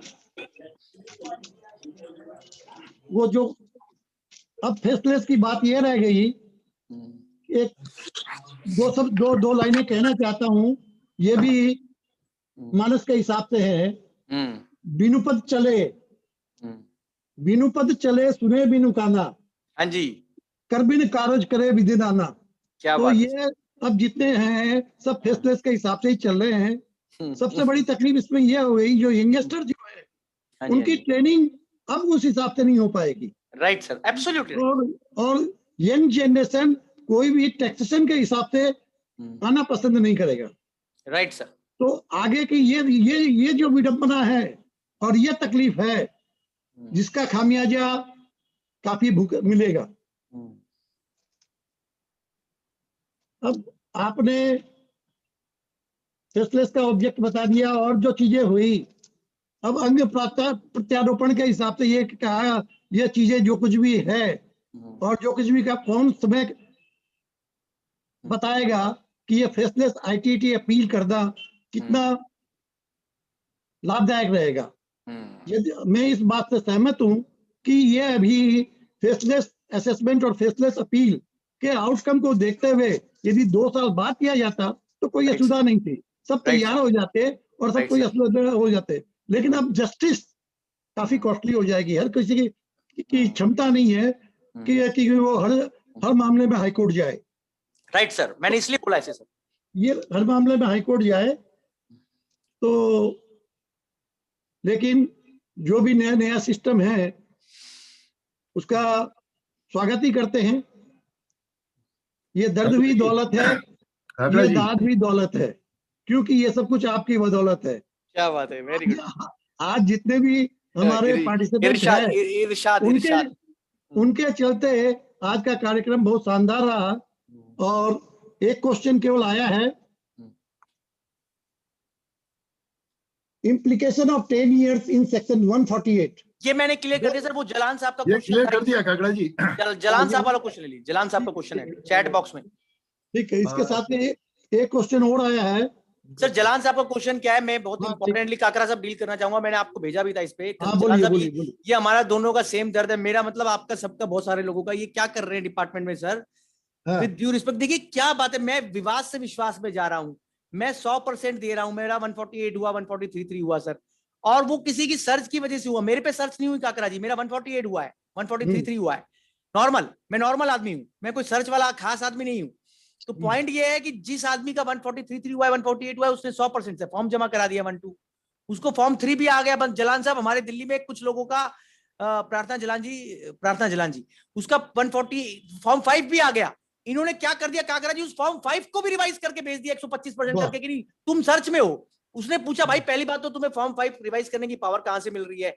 फिर चलो ये बताओ कि हम सर्च में कब आए? हमारे यहाँ तो कभी सर्च ही नहीं हुई। हमारे यहाँ तो सर्च जब होती जब हमारे पे वारंट बनता। अग्रवाल साहब, हमारा तो कोई वारंट नहीं, कोई पंचनामा नहीं, तो हम 132 के नागरिक नहीं, हमारा क्या लेना देना? हम तो सर्च में कभी आए नहीं, हमने तो सर्च का मुंह ही नहीं देखा गलत चीज का। और फिर आपने हमारा 148 किया तो आप खुद ही मानते हो हमारे पे सर्च नहीं हुई। 153 सी थोड़ी ना किया आपने हमारा कोई, सॉरी। तो इन सब बातों को रखते हुए प्रार्थना जी, मेरा व्यू है कि ये बिल्कुल ही प्रीपोस्टरस व्यू डिपार्टमेंट ने लिया है, with due respect I am saying. और ये काकरा जी को हमें रिक्वेस्ट करना चाहिए, हमारे लीडर हैं, ये वहां जाए, हमारी बात पहुंचाए AFTP के थ्रू कि ये जो डिपार्टमेंट ने अपनी वेग इंटरप्रिटेशन करना चालू कर दिया 125% वाला, ये बिल्कुल गलत है सर। अग्रवाल साहब बिल्कुल गलत है ये, बिल्कुल। 125% तो मेरे से आप तब ले सकते हैं जब मेरे पे सर्च होगी और मेरा सर्च के बेस पे कर निर्धारण होगा, मेरी अपनी सर्च के बेस पे। किसी दूसरी की सर्च पे मेरा 148 हुआ होगा या मेरा 143 हुआ होगा, तो वो उस सर्च वाले 125% में नहीं आना चाहिए। दैट मेरा हम्बल सबमिशन है सर। और अनवर साहब आप बिल्कुल सही कह रहे हैं, मेरी सुप्रीम कोर्ट का भी फैसला भी जो आया था मेंबरों की उसकी नियुक्ति के लिए, उन्होंने कहा कि ट्रिब्यूनल की इंडिपेंडेंट फंक्शनिंग बरकरार रखनी चाहिए और उसमें लिटिगेंट का रोल नहीं होना चाहिए।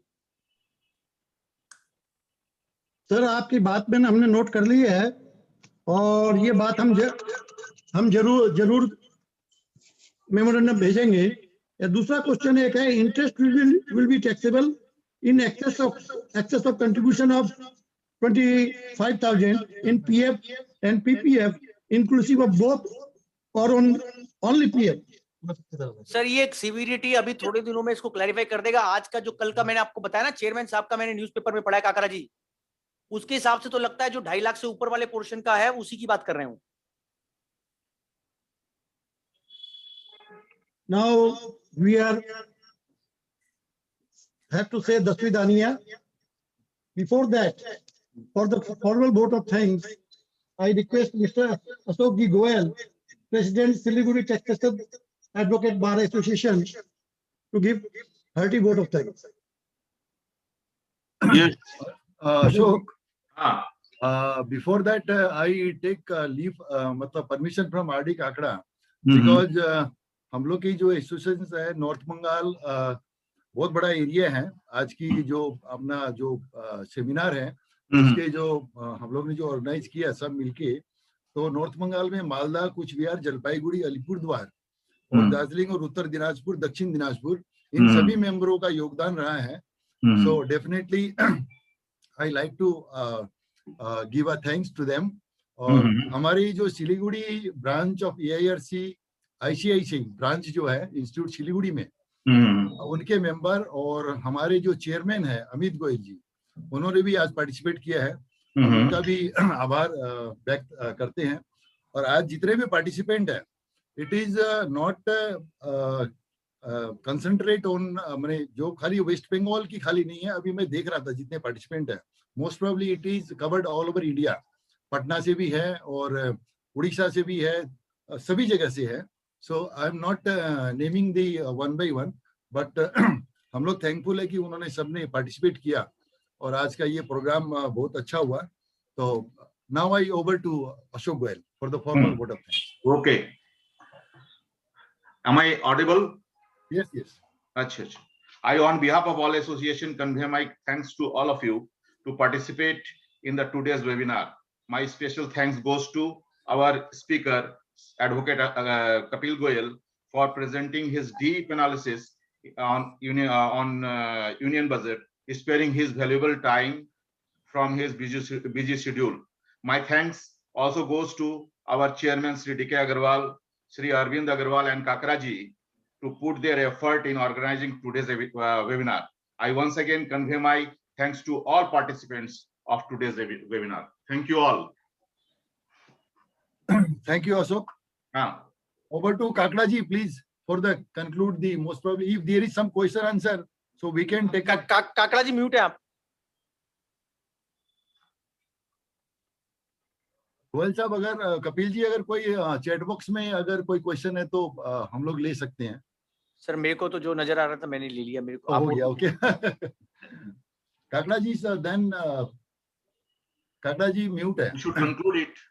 Yes yes yes, Kakda ji हाँ प्लीज कंक्लूड दी Webinar.